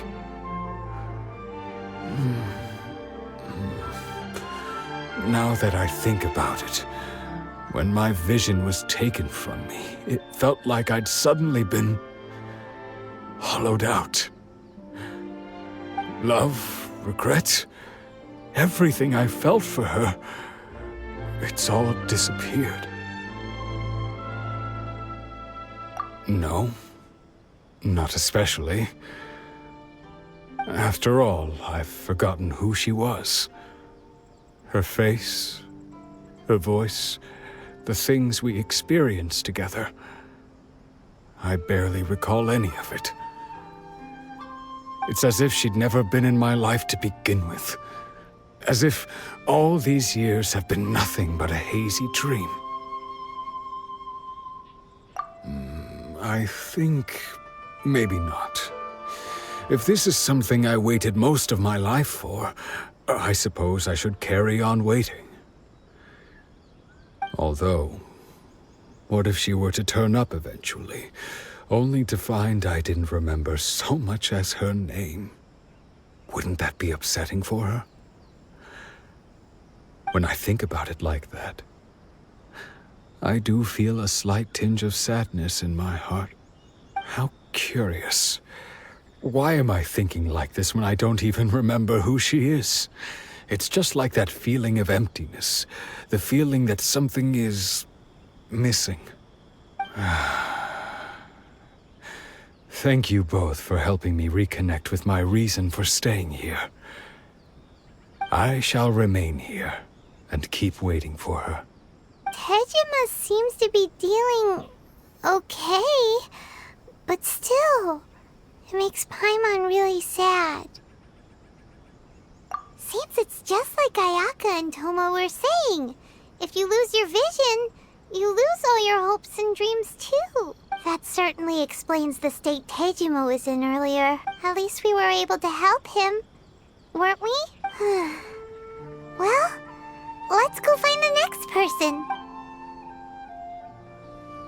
According to Miss Kamisato, the second one who lost their vision is a samurai from the Tenryou Commission.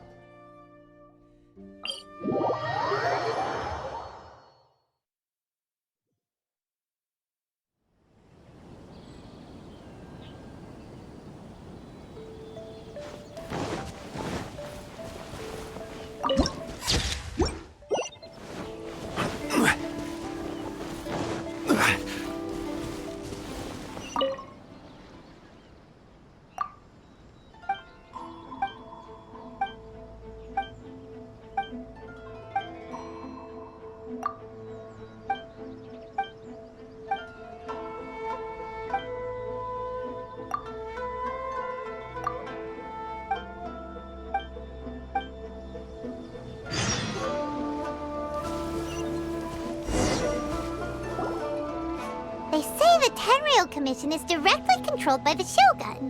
They're the ones responsible for maintaining law and order in Inazuma, the ones actually enforcing the Vision Hunt decree.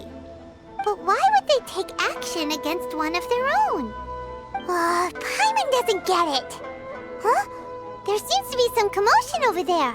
Let's go see what's happening. I'll ask one more time. Do you intend to withhold this month's emergency provisions? The entire clan is counting on that food! We demand an explanation! How many times do I have to say it?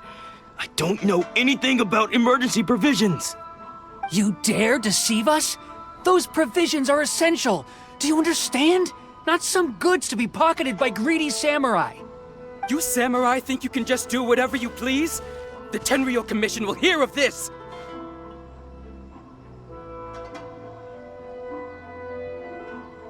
Oh, huh? And who are you? One of Kurosawa's gang, no doubt. What? We just happened to be passing by. We heard the commotion and came to see what the matter was. I see. You seem to have come just at the right time. Perhaps you can help us settle this matter. This is Kurosawa. He's a samurai and a member of the Shogun's army. They issue emergency provisions to the area, and he's the one responsible for distribution. In the past, we'd simply ask him for provisions and everything would be delivered. Now, he suddenly refuses to give us anything. He's keeping the provisions for himself, I just know it. We'll starve without them. No one seems to care about us. We used to think Kurosawa was a kind man, but he's shown his true colors. He's the same as all the other samurai. It's no wonder all the visions have been confiscated. The Raiden Shogun doesn't need people like him helping her rule the nation. This must be one of the people Ayaka asked us to help. But why would she ever want us to help someone like him? Maybe we should talk to Kurosawa and see what he has to say.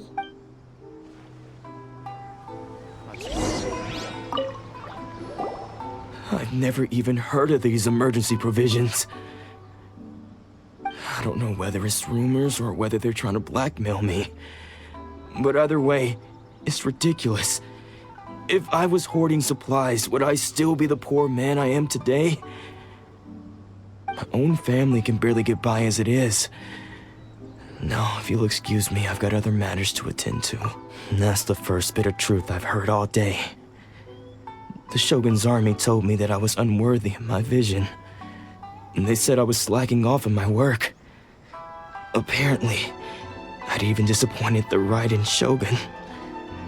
And that's why they confiscated my vision. Well, that's strange. You were helping enforce the Vision Hunt decree. Why would you be unworthy of your vision? To be perfectly honest, I don't seem to remember the details.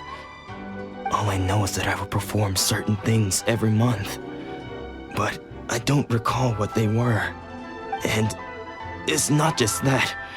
I have this unsettling feeling, like someone owes me something. Does it have to do with the missing emergency provisions? I didn't take any. Like I said, if I was taking them for myself, I wouldn't be going through such hard times right now. To top it all off, my house was just raided by treasure hoarders, which is why I came here in the first place. I was chasing after them when I got held up by these two. If you don't believe me, go find the treasure hoarders yourself. If there were any emergency provisions to be had, they would have found them. Huh. He seems to be telling the truth. But we better confirm. Let's go round up those treasure hoarders and see what they have to say.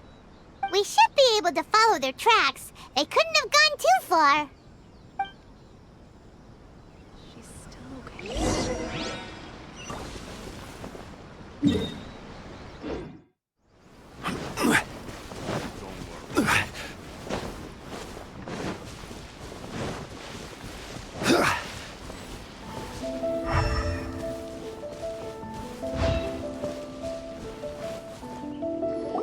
We really outdid ourselves this time. All those samurai houses packed with goods, we really hit the jackpot. I mean, besides that one house. You haven't seen anything yet. There'll be a lot more where this came from. Today's just the beginning. I'll be leading you all on an epic journey of pillage and plunder that will go down in hoarder history. You demand, boss! These seem like the treasure hoarders we're after. Let's teach them a lesson!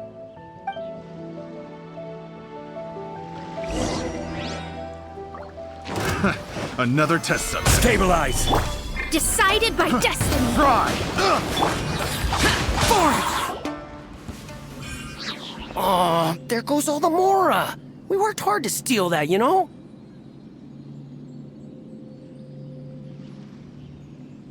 Come on, boss. Think of something. Not bad, kid. You ever think of joining the treasure hoarders? We could use someone like you. Kurosawa. Oh, I remember. So he's the one who sent you after us, huh? Just our luck. I knew he shouldn't have hit that place. So what did you see inside?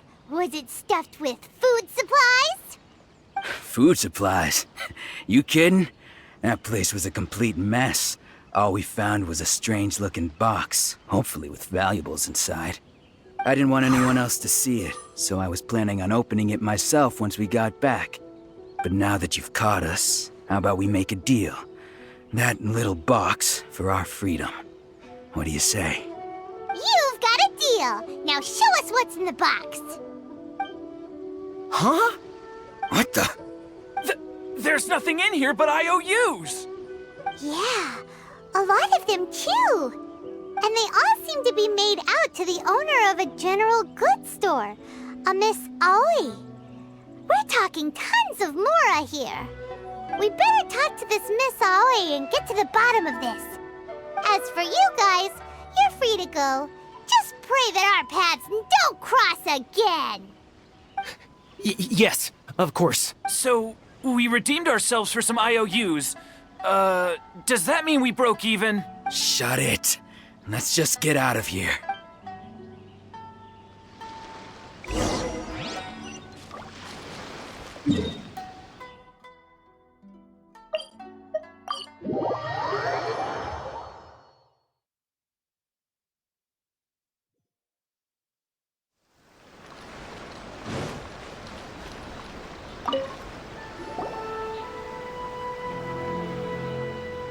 Welcome to Tsukumomono Groceries. We've got everything you need. Can I help you find something?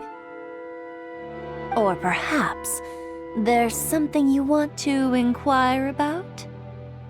Ah, so you're friends of Kurosawa, I take it? Perhaps you're here to pay off his debts. Whoa, whoa! Let's not get ahead of ourselves. We're just here to learn where they all came from. How did Kurosawa end up owing you so much money? Did he buy anything super expensive here? Let me think. Kurosawa would come regularly to purchase large quantities of foodstuffs. He'd always put the payment on his own account. However, the price of provisions began to skyrocket recently, and his salary was no longer enough to cover the cost.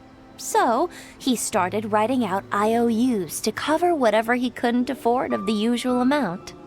So that's how he was getting those emergency provisions. But why did he have to purchase a usual amount? If the prices increased, couldn't he just buy less? Well, if you think about it, the citizens receiving the emergency provisions must have been carefully calculating how much they needed to sustain them each time. Kurosawa thought that it would be quite the disappointment for them if they found they didn't have enough, especially after such long and careful planning. So he deemed it necessary to take on the debt rather than let the people down. Wow. Kurosawa was purchasing all the emergency provisions at his own expense. And no one ever appreciated what he did. They just complained and held him accountable. People's attitudes will always reflect their circumstances. In the face of hardship, nobody cares to think twice. If you ask me, had Kurosawa told everyone the truth about the supplies from the start, then there wouldn't be such a severe backlash now. Of course, I'm sure there would still have been some unrest. What he was doing was truly a thankless deed. As for why he chose to spend his own money on emergency provisions and never tell anyone, I'm still not too clear myself. If you're still curious, why don't you go ask him yourself? I see. That reminds me, it seems that his vision was recently confiscated. Most unfortunate. If he doesn't clear the debt on his name, he'll have no choice but to sell that sword that is so dear to him. Sword? What sword? Oh, didn't he tell you? He possesses a very valuable blade. He's carried it for years now. I've asked him about its origins. He told me that it was a gift from his father, that it was too precious to sell. In hindsight, I regret that I never made an offer on it. Everything has its price, at least that's what I think. Why don't you ask him about the sword yourself? Perhaps it'll even provide you with the answers you're looking for. Oh, but before you go, if you would kindly settle today's bill. But we didn't buy anything! Information is also a kind of commodity, wouldn't you agree? Don't worry, I won't charge much for information about Kurosawa. Nothing we ever discussed was explicitly confidential anyway. Oh, let me think. 2,000 mora should be a fair price. At least we now know where the emergency provisions were coming from. Plus, we found out that Kurosawa has a priceless sword in his possession. Let's go talk to Kurosawa again and see if he can remember anything.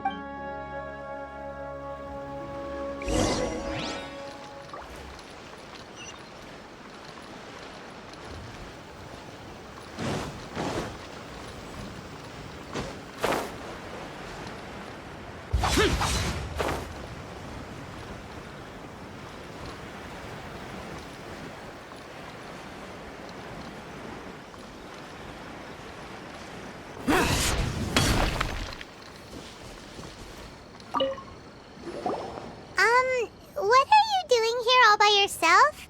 Where did those other two go? I presented them with a choice. Either they left or I drew my sword. They left. It turned out to be a real time saver, actually. Perhaps I should start using it more often.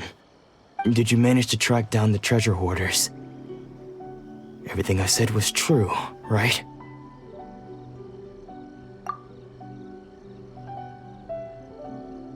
That just about sums it up. It turns out that you really were distributing emergency provisions, but they were all purchased at your own expense. Strange.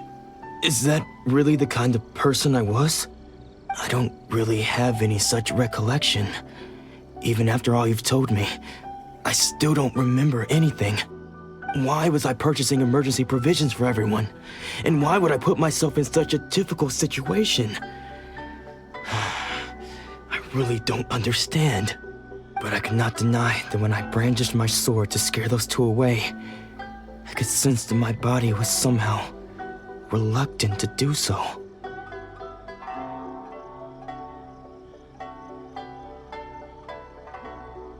This sword was once wielded by my father. I remember once when I was young, I wanted to sneak out with the blade and show it off to the kids next door. My father ended up catching me in the act and scolded me severely. What did he say? I can't seem to remember that either. It would seem that I forgot many important things when my vision was taken from me. So many memories gone. Forever. No matter how hard I try to remember, all I can remember now is my father telling me that this blade bore his life's creed. Before he passed away, he placed the sword in my hands and said to me, "With this sword, you should..." Hey! If you look carefully, there seems to be some words engraved on the hilt. Can you recognize the words? Virtue and justice? Somehow those two words seem to explain everything now. Taking on seemingly endless debts to make others happy. I guess that must have been my greatest ambition after all. But what use are virtue and justice? I purchased the provisions for those in need. And look how things ended up. The Tenryo Commission seized my vision. And the very people I was so desperately trying to help refused to understand me. And the irony of all of it is, I somehow still felt sorry when threatening them with my blade. I'm incapable of being a good person, yet I'm equally unable to be bad. I don't know what to do with myself. Yet another troubled soul. When we get the chance, let's speak to Toma about Kurosawa's debt. The Yashiro Commission would surely help cover his expenses. In any case, we must never let him sell off that sword. Yeah, seems like losing all ambition is a terrible experience. Fortunately for us, you don't have a vision. Let's go find the next poor soul.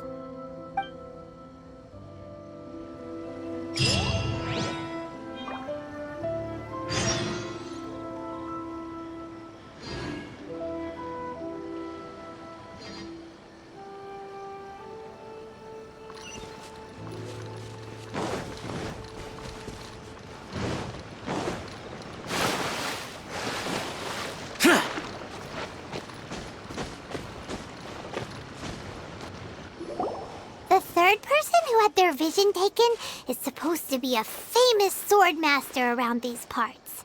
Hyman heard that he's the present-day master of Meikyo Shisui art. Sounds pretty impressive. This is his dojo. Luckily, there's some people around. Let's go talk to them. Nanako, don't worry. Sensei will be fine.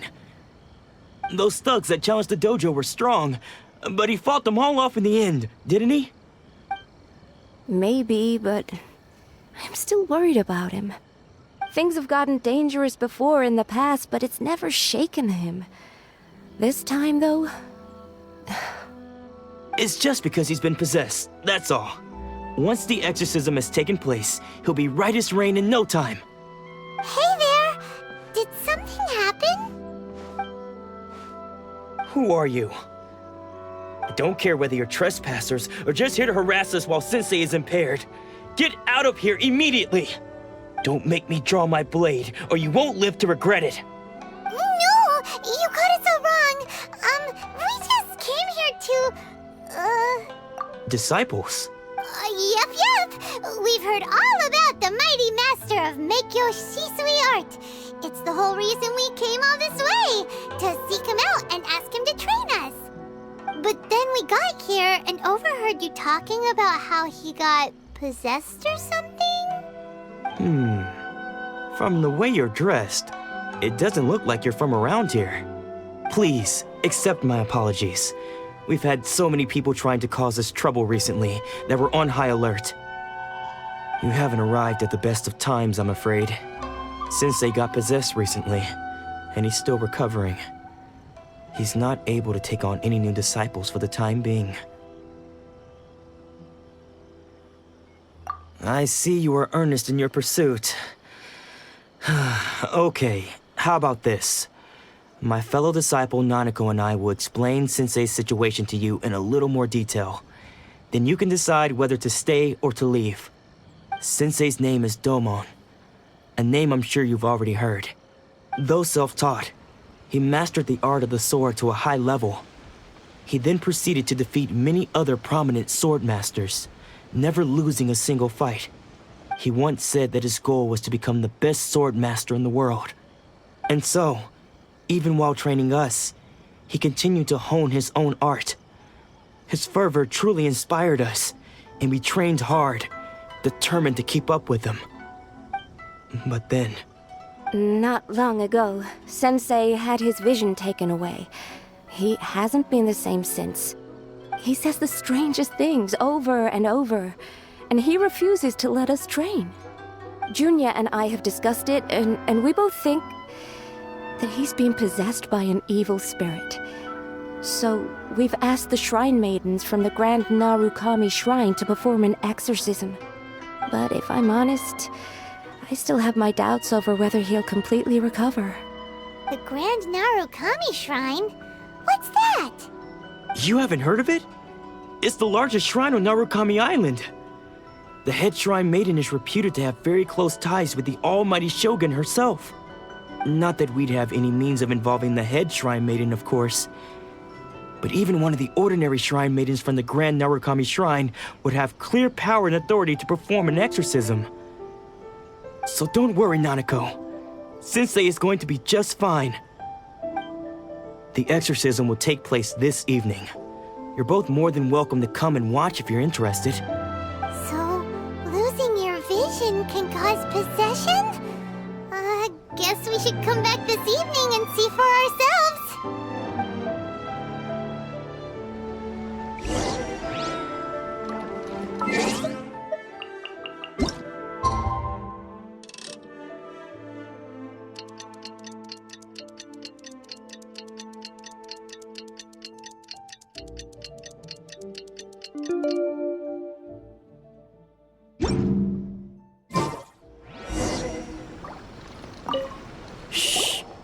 So you decided to come.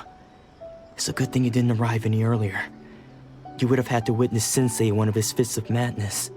Just now, when Nanako was attending to him, she heard him whispering a few names to himself. When she asked him who the people were, he suddenly looked panic-stricken and pushed her away. It looked like he was in great distress. He was covering his ears and looking frantically around him with bloodshot eyes. All the while he kept calling those names. Some of them we knew, others we didn't recognize. But they all seemed to be the names of sword masters he had defeated in the past. One of them was Anzai. He used to be a fellow disciple of Sensei's, his senior, in fact. But Sensei defeated him in a duel many years ago, and he has been a wanderer ever since. Sensei wouldn't stop calling his name. Thankfully, the shrine maidens managed to subdue him, so the exorcism can finally continue. The ritual has now begun. All we can do is patiently await the result. Here's hoping Sensei will be back to his normal self very soon. Please, excuse me for a moment while I fetch some water. If he wakes up, he is sure to be thirsty.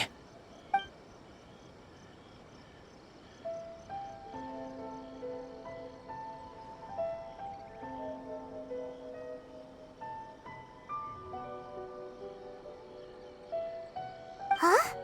Who's that sneaking around? Uh-oh. Could they be here to mess up the exorcism? We won't let them get away with it. Come on, let's go after them.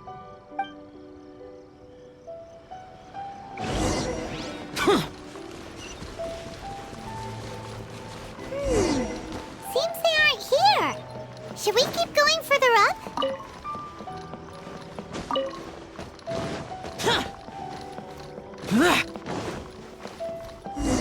Is this definitely the right place? Let's look a little further up. Aha! Suspicious person! How did you catch up with me so quickly? Are you sure you're Domon's disciples? You move even quicker than he does. Unless... I guess it's been a few years.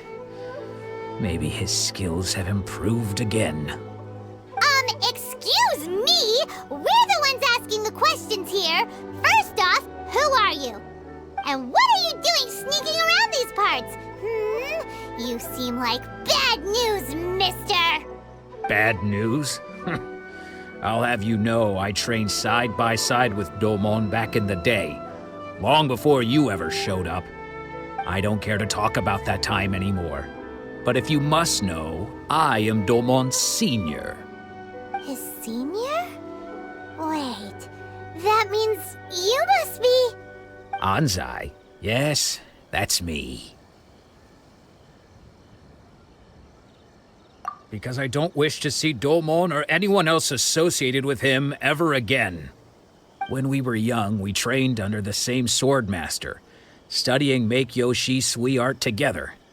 I had begun training 5 years before him, and everyone looked up to me as a steady and dependable older disciple.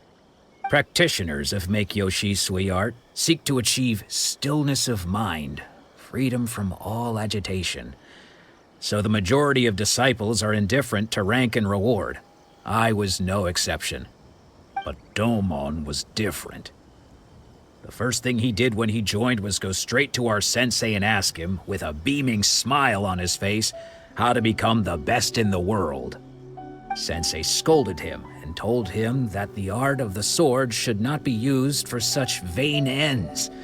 Sensei said that coveting the title of the best swordmaster, barely days into his training, showed that he had a fickle mind, and that this would impede him from ever mastering the blade. I thought so too at the time, but Domon began making swift progress in his training and even started catching up with me. Only then did I realize that it was Domon who had long since freed his mind from all agitation. He was consumed by his singular desire to become the best in the world.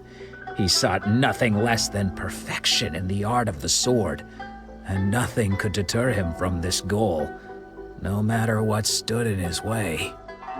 Sure sounds like he meant business. So how come you don't want to ever see him again? Because until he arrived, I was convinced that I would succeed our sensei as the master of Make-Yoshi Sui art. Of all the disciples, I was the most gifted. I had trained the longest. Everyone had high expectations from me. Domon's arrival changed everything. When we sparred, I lost not just the match, but my pride and my status too. I fled the dojo that day and never looked back. Later, I heard that he sparred with Sensei too. Sensei was advanced in years by then, and unfortunately that match used up every last ounce of energy in his body. After that, I wanted nothing further to do with him. Deep down, though, I still respected his mastery of the blade and his commitment to the art of the sword. So, when I heard rumors that he had lost his mind, my first reaction was to dismiss them as false. How could he, of all people, have lost his mind? His mind was the sharpest of them all. He had practiced Make-Yoshi Sui art to perfection. I decided to quietly come and see if it were true. Then, to my complete astonishment, I heard him call my name. I thought mine was a name he had long since forgotten. So you see, I came here not to cause him any harm. I just wanted to see for myself. Okay, you've heard my story. You should get back now. The exorcism is probably finishing. Seems like we got it wrong this time. He wasn't here to mess up the exorcism at all. Still, Paimon's not sure we should bring him back with us. Let's go see how the exorcism's coming along.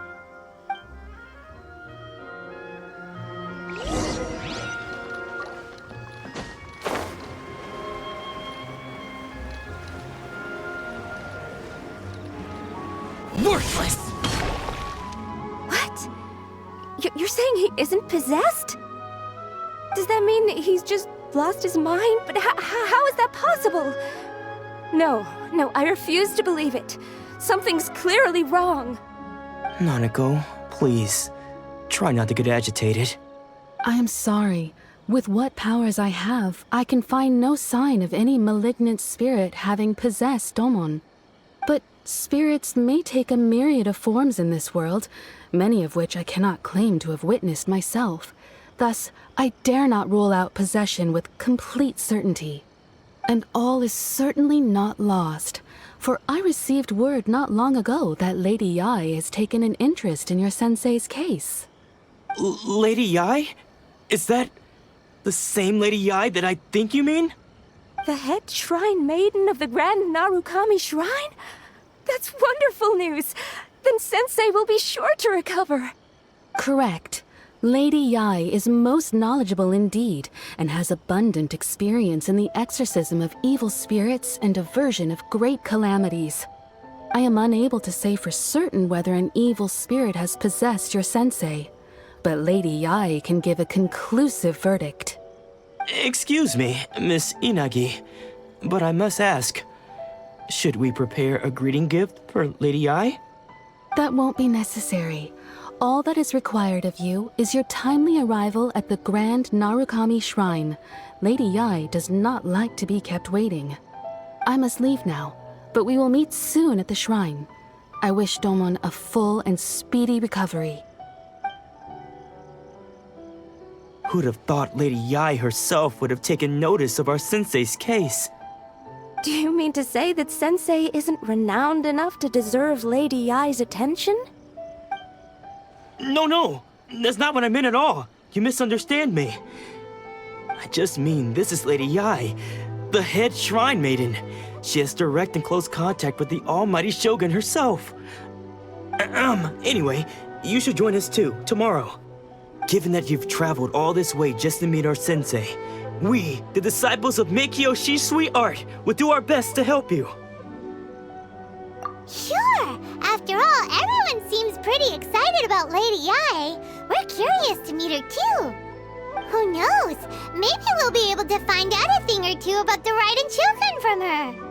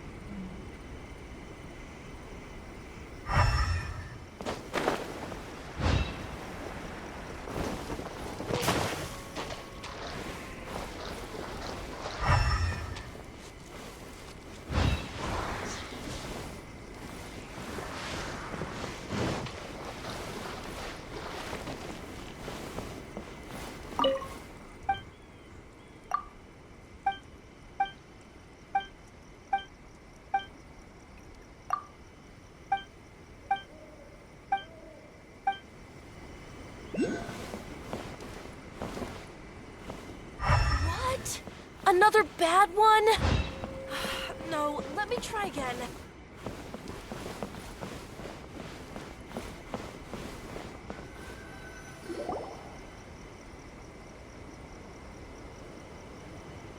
Do you think that's Lady Yai?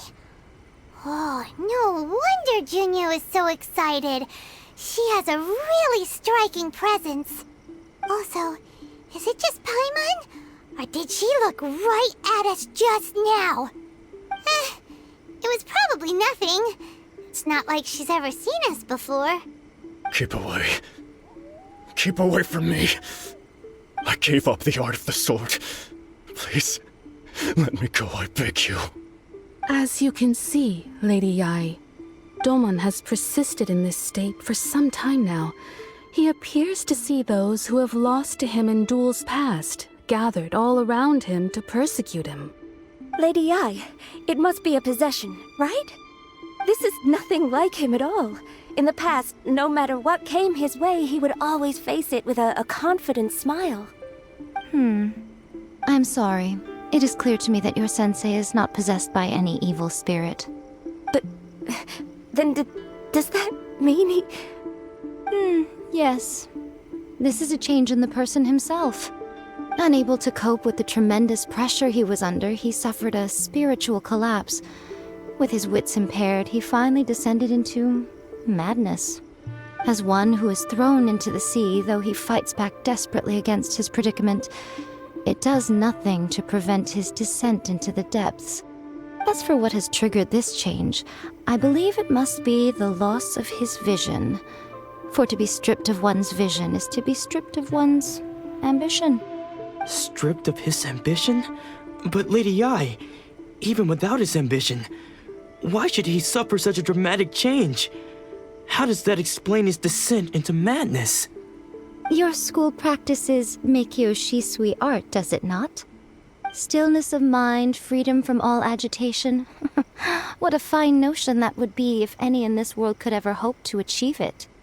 There was once one who claimed to be indifferent to rank and reward, and who fled enraged when defeated by his junior.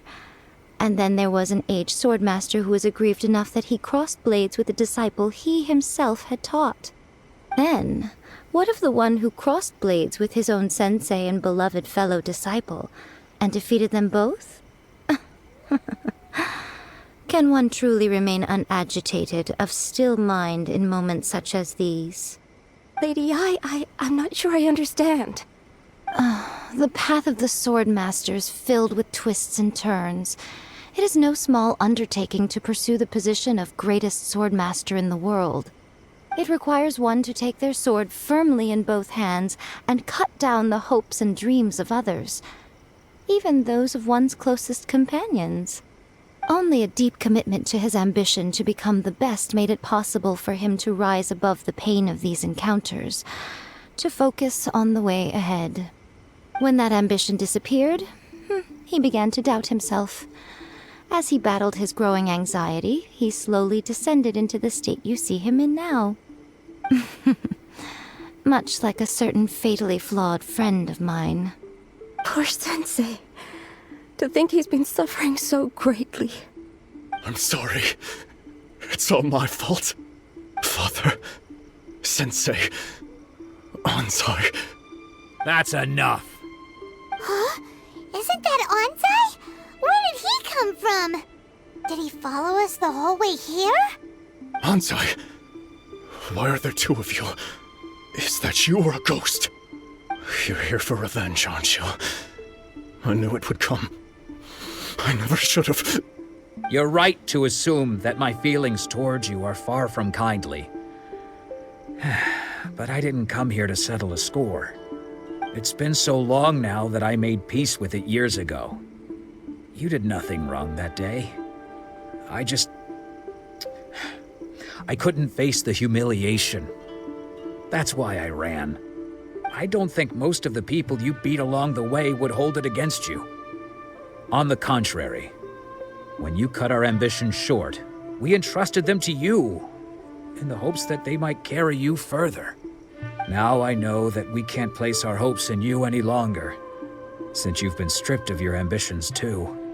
But that is no reason to strip them of theirs. Follow the way of the sword all the way to the highest peak. You taught them that, didn't you? But what if one day, the same thing happens to them? I put everything I had into trying to become the best. But what if it was all a huge mistake right from the start? If there's a chance they'll end up like me one day, I'd rather they stay where they are now than go any further down this path. Have you asked them what they think? Sensei, After you rescued me from the hands of the pirates, I told myself I would follow in your footsteps for the rest of my days. I can't know whether I will suffer in my future as you do now. All I know is that here and now, in the present, I wish to continue.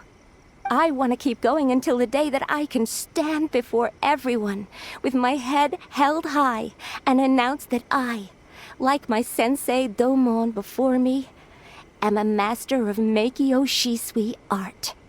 Nanako's far from the only one. Actually, all of us think that way. Goodness. Well, You see? You can place the ambition you once had in their hands. Being stripped of your ambition is something that's never happened to me, so I can't claim to understand it. But I do know what it feels like to have your ambitions crushed. That's what happened on the day that you so effortlessly defeated me. So, just as I once placed my ambitions onto you, it is time for you to release yours into their custody. You are not in the same position that I was. When I left, I had nothing to my name. But you have a great number of worthy disciples. I understand. I'm sorry to have made you worry for me, and for the state of Meikyo Shisui art. I no longer have the resolve to become the best in the world.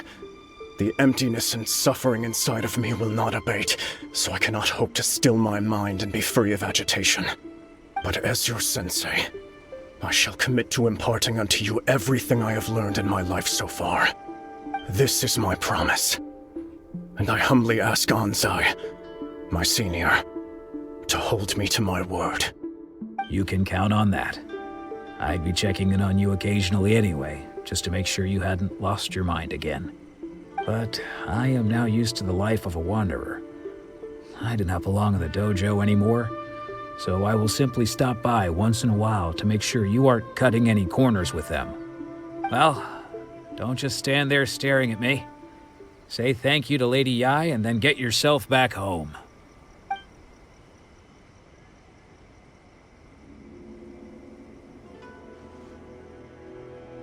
So even though his ambition was taken away, his disciples can take it over on his behalf.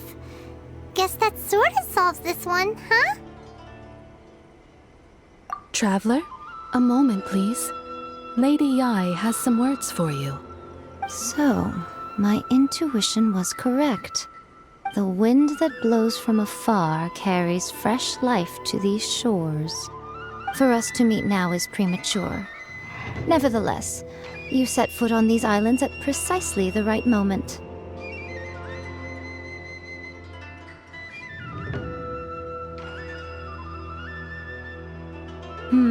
I have high hopes for you, child.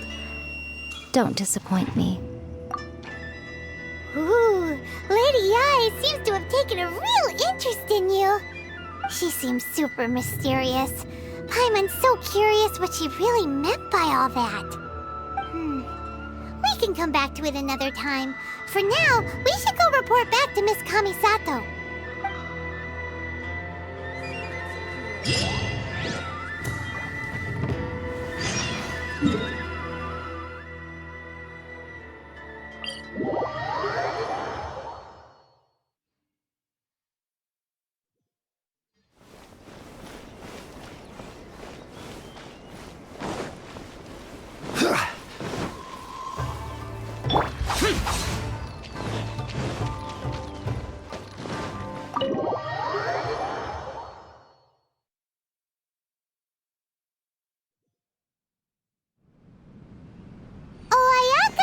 Guess who fulfilled all your wishes? Huh? Ayaka! Huh?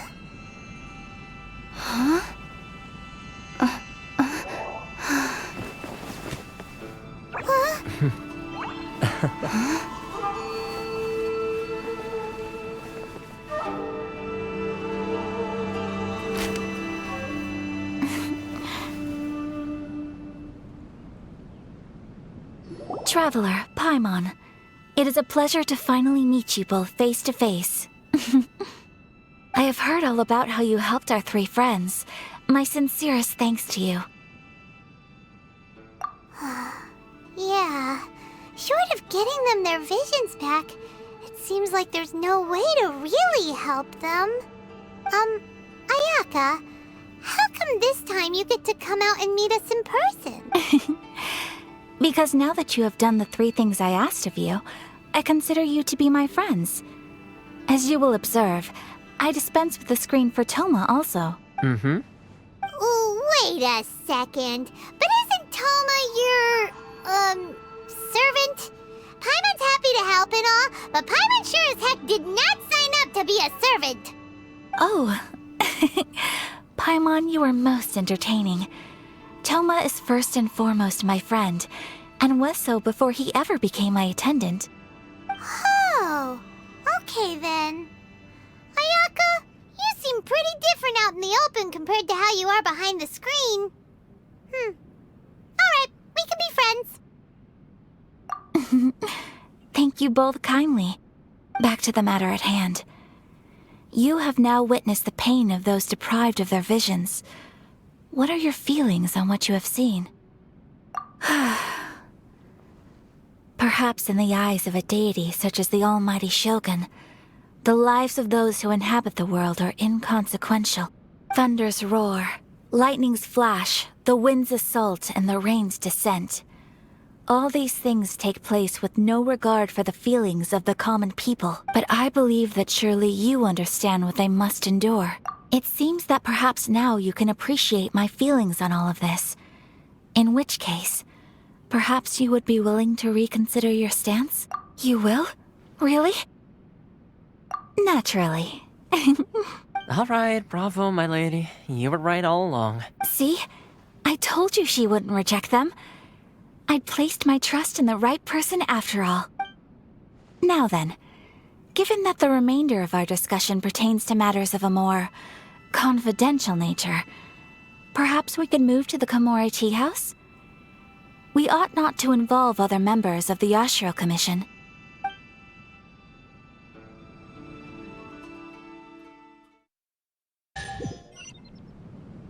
Well, here we are again. Please continue without me. I'll keep watch. So, what's the deal with this place anyway? What makes it your favorite meeting spot? This is land that was gifted to the Yashiro Commission by the Shogun. The Kamisato clan has the exclusive right to plan, build, and repair any property on this land, and even to allow or deny access. Such privileges exist due to the Yashiro Commission's role in managing ceremonial affairs. Oftentimes, it is not appropriate to discuss details in front of bystanders. Oh, Paimon gets it! Gotta keep a bit of mystery, right? Once the number of ceremonial affairs conducted in the city began to decline, our forebears built a tea house here. Only members of the Yashiro Commission are permitted to come and go as they please. Makes sense. Perfect place for a secret base. In any case, we can talk freely here. I presume you have a few questions that you wish to ask me?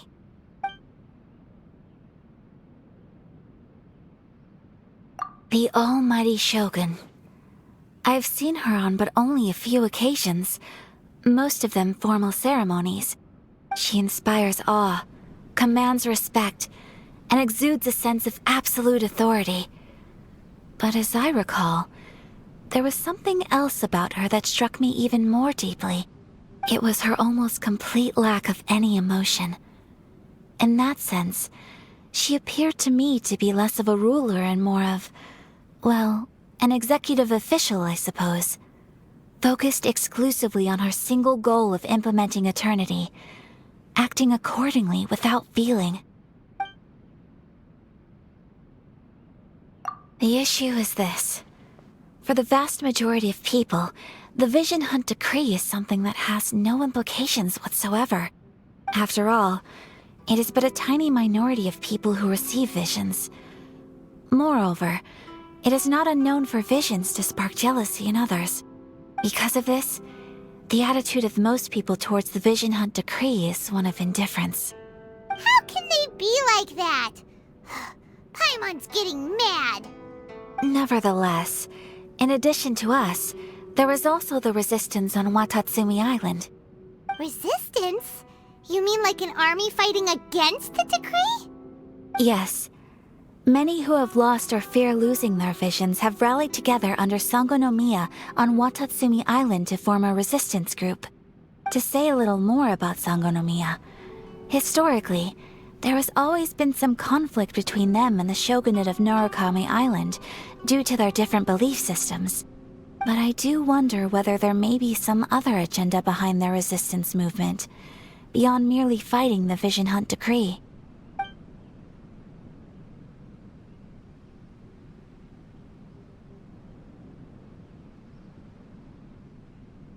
Of course!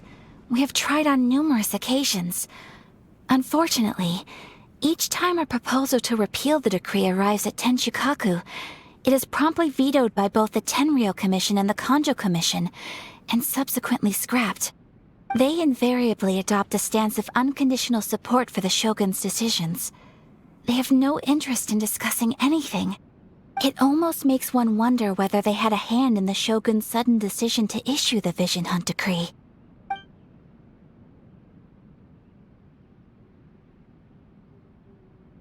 Ooh, Paimon has a question though! Oh? What would you like to know, Paimon? Have you got a plan yet to fight the Vision Hunt decree? To be honest, we do not. What? Please, do not forget that challenging the Vision Hunt decree is tantamount to challenging a deity. Coming to terms with that is already a difficult step to take. So what are we gonna do? Well, for the moment, all we can do is try and reduce the harm that is being caused by this decree. For example, by providing vision bearers with safe refuge, or manufacturing counterfeit visions for them as a contingency measure. You're telling Paimon that there are people out there who can make fake visions? Don't underestimate the talents of the craftspeople in Hanamizaka. To the naked eye, their counterfeits are indistinguishable from the genuine article. The problem we are facing right now is that Master Masakatsu, who was providing us with counterfeit visions, has recently been arrested by the Tenryou Commission. Darn! So they found out about it? Ugh. Yes. We knew it was not a long-term solution, and that it was only a matter of time before it would be exposed. But we cannot simply abandon Master Masakatsu. Exactly. I feel the same way. But given mine and Toma's identities as part of the Yashiro Commission, breaking him out of prison would risk dragging down the reputation of the entire Kamisato clan should we be caught. That would only serve to cast suspicion on any future activity we might seek to attempt. By no means do we intend to place the burden of such a task on your shoulders alone. When you are ready, go to Hanamizaka and look for a fireworks shop run by the Naganohara family. There, you will find someone who can help you.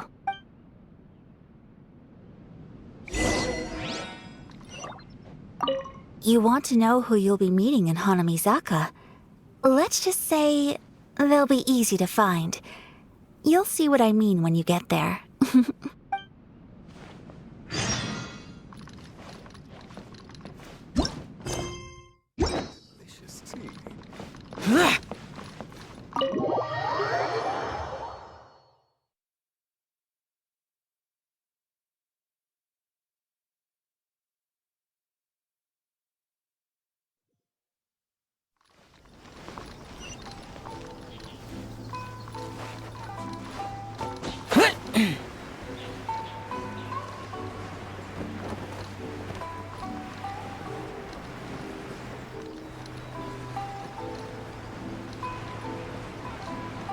Boring!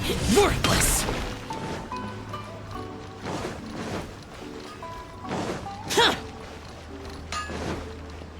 Just hand it over. You don't want any trouble with me. If you think your elemental powers are enough to resist the Vision Hunt decree, then you'd better think again. Believe me, you're not the first of your kind we've encountered, and we've seen the same unpleasant outcome time after time. You'd best save yourself the trouble. Can't you make an exception? I just got this vision. I won't even use it, I promise. So this is the Vision Hunt decree in action, huh? can't just sit around and watch things unfold, can we? Psst! Hey, wait! Huh? There's someone trying to get our attention. Come on, this way. What's going on? Can't you see we need to go help? Shh, quiet. Just sit tight and watch for a moment. Hey, this isn't right, you know. Just because you don't have a vision doesn't mean you can sit back and watch others in trouble. Huh? Hey, wait! You do have a vision! Shh! If you don't keep your voice down, I won't have one much longer. All right. Here, take it. Wise choice. All right, let's go. What should we do now? He's already given up his vision. Doesn't he know what could happen to him after losing it? This is your fault. You're the one who stopped us from interfering. Many thanks, Miss Yoimiya. If you hadn't swapped me a fake just now, I'm sure I would have lost it. No worries. You put on quite the convincing performance. Oh, so that's what's going on here. And to think Paimon was about to unleash Paimonial wrath on Miss Yoimiya. Sorry about that. Think nothing of it. I could tell from your reaction we were on the same side. You just didn't know it, you know? Oh, right. Allow me to introduce myself. I'm Yoimiya, the current owner of Naganohara Fireworks. It ain't much, but it's honest work. Great to meet ya. Practically everyone on Hanamizaka knows Yoimiya. She's the queen of the summer festival. Without her and her fireworks, summer on Narukami Island just wouldn't be the same. Whoa, that's quite the introduction. Paimon loves fireworks. It's nice to meet you. Stop it, Hanjiro. You'll embarrass me. As for thanking me, you'd be better off thanking Master Masakatsu. He's the one that gave me the fake visions in the first place. His handiwork allowed me to keep my own vision. Whew, I can't even imagine trying to run the business without it. Yes, Master Masakatsu is a good man. It's too bad good people seldom get the recognition they deserve. Master Masakatsu? Huh? Do you guys know him too? You don't say. Then it sounds like the Shirasagi Himegimi has a plan. Awesome! I've been thinking about breaking him out too recently, but if I just march straight in there by myself, I'd probably get Miss Kamisato in a whole heap of trouble. So, what about if I join you instead? Sure, welcome to the team. Ayaka told us to go look for help at a fireworks shop. She must have meant you. Seems like I finally got a new job to do. Besides hiding vision bearers in my shop, that is. So, Master Masakatsu is being held at the police station. I've already surveyed the area and found a way in. Whoa, talk about a reliable source. Seems we've got the right person on our team. Not bad, huh? Let's go as soon as everyone's ready. Don't worry, Master Masakatsu. We're on our way. Time to break him out.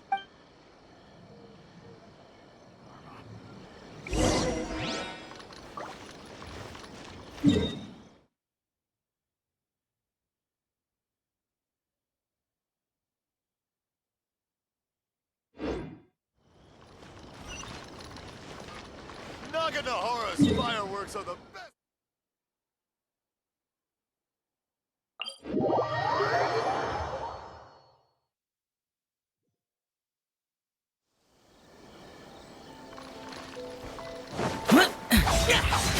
Here!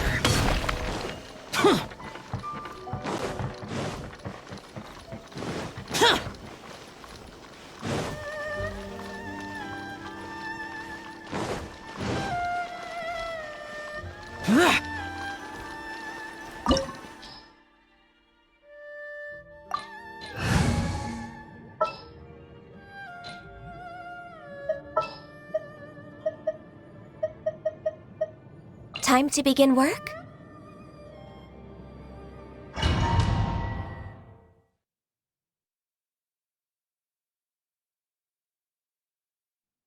Now that we're inside, this place is a whole lot creepier than Paimon imagined. Come on, this way. As long as we stay quiet, we've got a good chance. I certainly wouldn't want to end up locked away in here. Let's find Master Masakatsu and get out of here. We should split up. I've got a little present to prepare for Master Masakatsu. I'll be right back. You sure? Alright then.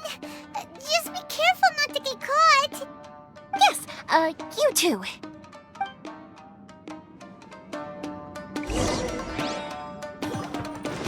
We're way behind schedule.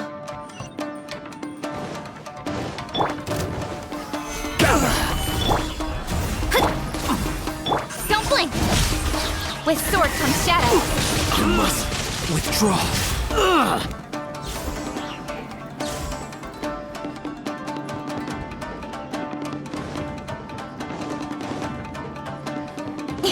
Talk about a big door.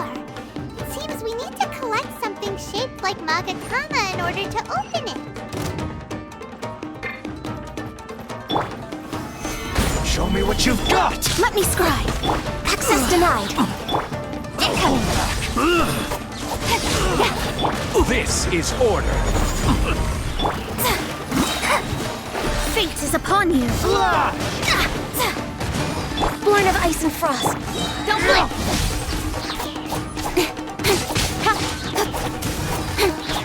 I've been bested.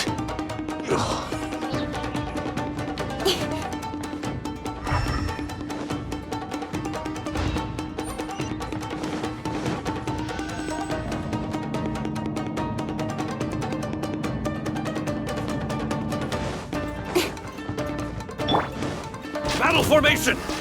Stabilize! Delve into destiny. Access denied. Incoming. I've lost. This wall looks a bit odd. Maybe there's some special trick to it. These guys seem a lot tougher than usual. Paimon wonders if that armor over there has anything to do with the source of their strength.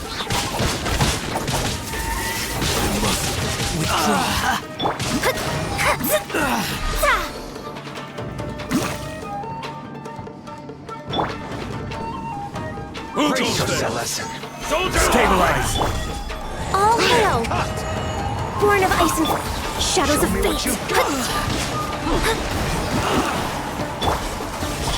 I must withdraw. Decided by destiny. I dare you!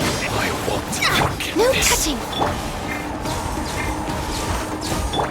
I Watch will your have step. order. Gather it harder.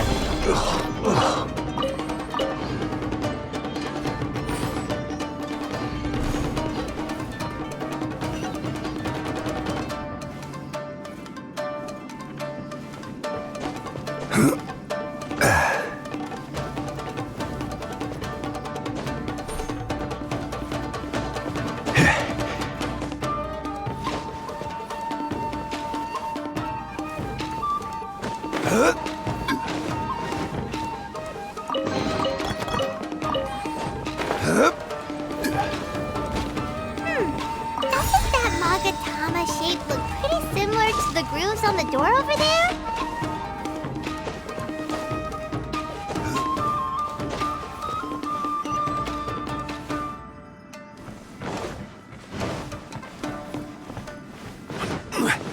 Brace yourself. Lesson.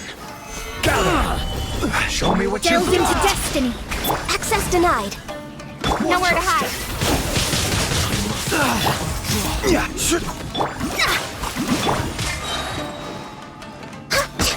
For Rex Lapis.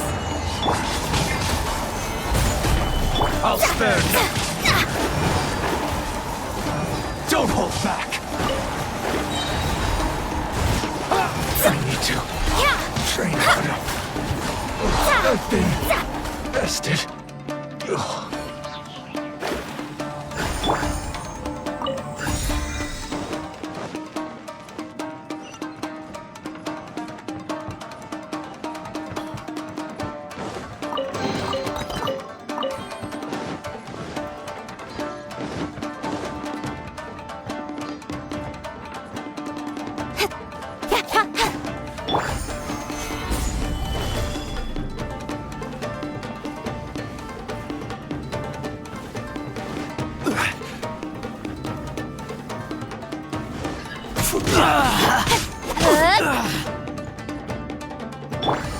Let me scry!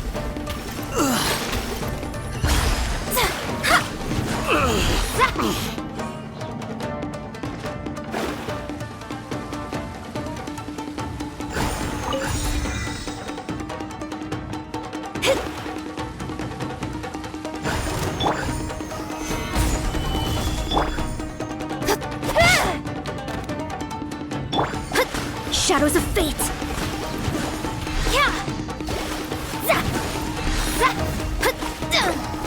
I must withdraw.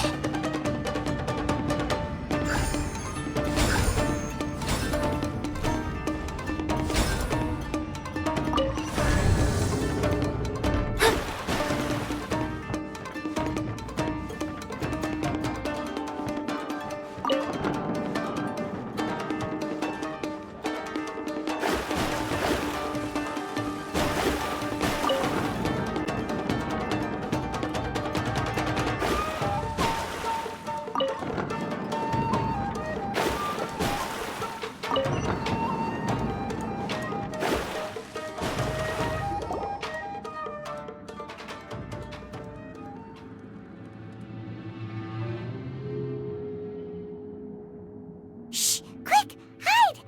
Look over there. That must be Master Masakatsu. Did you really think that little trick of yours could fool us? Locking you up was just the beginning.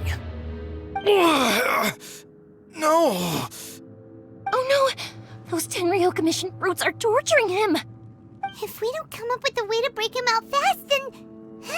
Yoimiya, when did... I can't bear to watch. If anything happens to Master Masakatsu, our whole plan will have been for nothing. Hey, you there! What are you doing? Ma'am. We were just teaching him a little lesson, that's all. Huh? Who's that? That's Kujo Sara, adopted daughter of the Kujo clan of the Tenryo Commission. She's also a general in the Shogun's army. What's she doing here? Make way, let me have a look at him.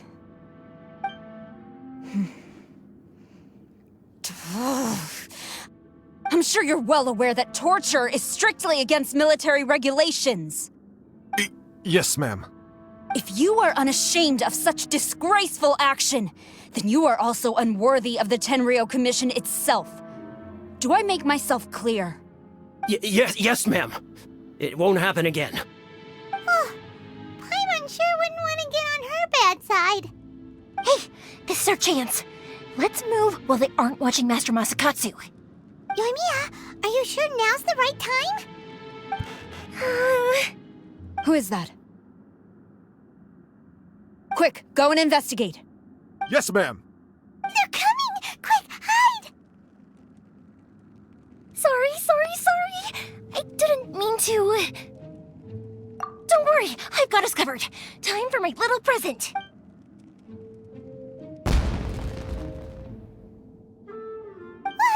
Fireworks? Huh? Was that an explosion? It sounded like fireworks. Quick, let's hurry! The fireworks were enough to distract them. Maybe more than enough. Fireworks aren't just for festivals, you know. I was particularly proud of this batch. I decided to... Whoa!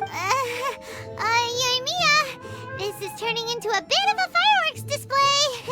Well, fireworks are my craft after all. Every batch has to be spectacular. Look, the coast is clear. Now's our chance.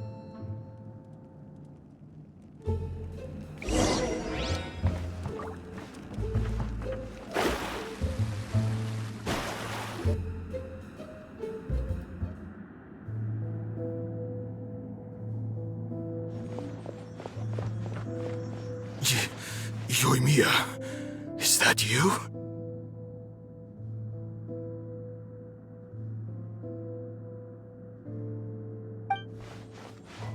Master Masakatsu!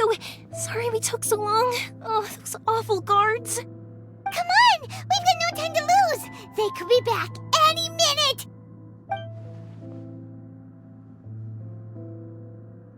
Oh. Yes, Leave. Before I let my judgment get the better of me. He's in serious condition. Be sure he gets immediate medical attention. But remember, once he's recovered, it won't be long until I bring him right back. Well... You can bet we'll do all we can to keep that from happening. Leave this place.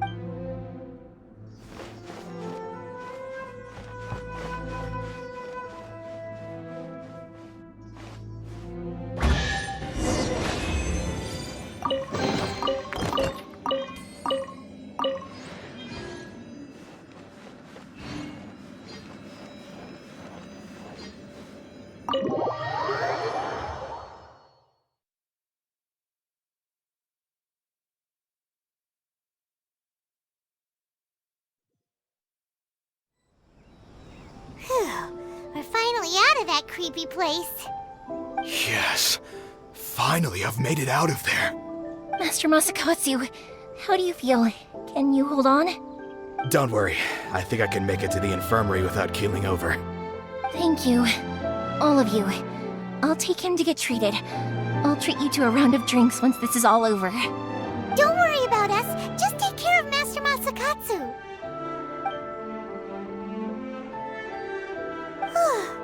Good thing we were able to rescue him. Right, Kujusara. Do you think she was making up for how the guards were treating him?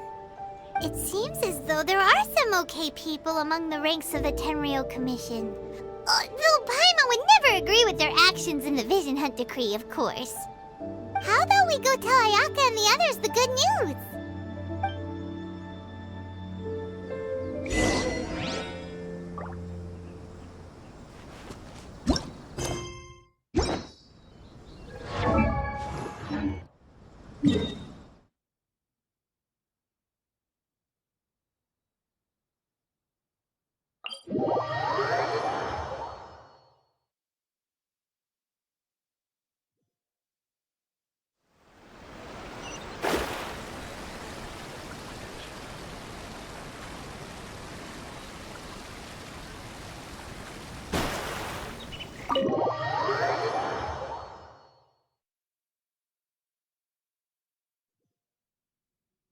I see. So Kujo-Sara stayed her hand. It would appear she still has some honor to her. I wonder if we should try establishing contact with her. Perhaps we could coax out some information. Unlikely. Don't forget, Kujo-Sara is also carrying out the Vision Hunt Decree. She obeys the orders of the Raiden Shogun without question. In her eyes, Master Masakatsu is of no threat to the decree. This is why she was so willing to allow his escape. If our true motives were ever divulged, she would act against us without a second thought. True. Though if you ask me, Master Masakatsu's release is an unexpected blessing. We are now one step closer to victory. And we couldn't have done it without Yoimiya and the Traveler. You're turning out to be even more reliable than we expected. Don't mention it. Indeed. Things may have turned out very differently this time without the help of the Traveler. But if we wish to mount any sizable resistance against the Vision Hunt Decree, there is still much to be done. It is time we make ready our next set of plans. There's no need to rush, my lady. Things seem to have taken a turn for the better, at least. Not only have we rescued Master Masakatsu, but our list of allies appears to be growing. Yes, which reminds me. The Tenryou Commission seems to be making preparations for a celebration. They call it a ceremony of sorts. And the number of samurai out enforcing the Vision Hunt Decree seems to be waning. The days ahead may be more peaceful than usual. A ceremony, you say? Why would such a task be left to the Tenryou Commission? I don't know, but I'm sure it has nothing to do with us. Anyway, with the Tenryou Commission busy with preparations, we should have a little more breathing room than usual. You do present a good point. Being in a constant state of alert will only tire us further. Perhaps a period of rest is in order. Toma, what would you suggest? I'd say a celebratory feast is in order. Might I suggest an evening of hot pot together? Funny enough, I learned a new hot pot game recently. I'm sure you'll find it quite amusing. A hot pot game? What's that? Well, as long as it has to do with eating. Simply put, every person prepares an ingredient to add to the hot pot. Once the meal begins, we add all the ingredients together. Then we take it in turns to close our eyes, pick an ingredient out of the pot, taste it, and guess whose ingredient it was. Anyone who guesses correctly can go again, and whoever finishes the meal with the most points is declared the winner. Tradition even has it that the winner receives blessings from the god of hot pot. Don't you think it sounds like fun? I've been wanting to give it a try. In fact, I've already got my ingredients prepared. You really do want to play, huh? Well, sounds like we've got our work cut out for us. Time to gather some ingredients. But what should we choose?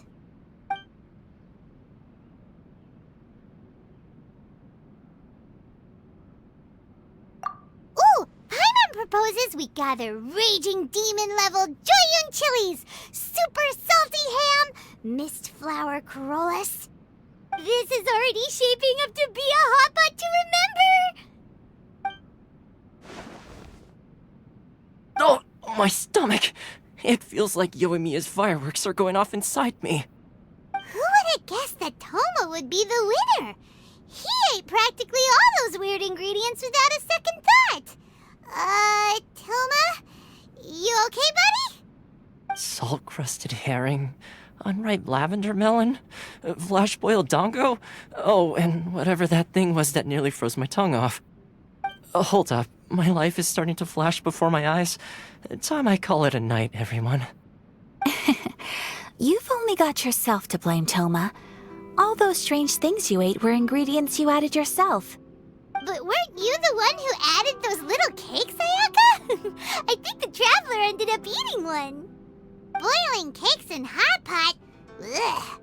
Think of the texture. I must apologize. To be perfectly honest, I thought the cakes would be a tasty addition. Uh-oh. I'm definitely not okay. I need to lie down.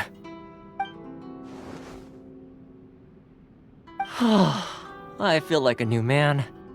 You know, Toma, all you had to do was guess wrong on purpose and it would have been someone else's turn. Talk about being competitive. Guess I've been feeling unlucky recently and wanted the God of Hot Pot's blessing. Perhaps I did get a little carried away. Still, I couldn't be beaten at my own game first time around. I think my luck has already taken a turn for the better. I can sense it. So without further ado, I hereby declare that the winner of today's Hot Pot Challenge is me. Oh, brother. Good effort, team. Another important job taken care of. Next on the agenda, some well-earned rest and relaxation. Yes. If the Tenryou Commission truly is as busy with preparations as Toma claims, then some rest would be a welcome change of pace. And with the extra time, there are some other matters I wish to attend to. Let's all take some much-needed time off. After a few days' rest, we'll reconvene at the Komori Tea House and discuss our next operation. Downtime is hard to come by these days, so be sure to make the most of it. I'll tidy things up here and start thinking about our ingredients for our next round. There's gonna be a sequel? Sure, why not? We should play again now that everyone knows the rules. I'll see you all later. Bye, Toma! Seems we won't need to be visiting the Komori Tea House for a while. Why don't we go explore some other places?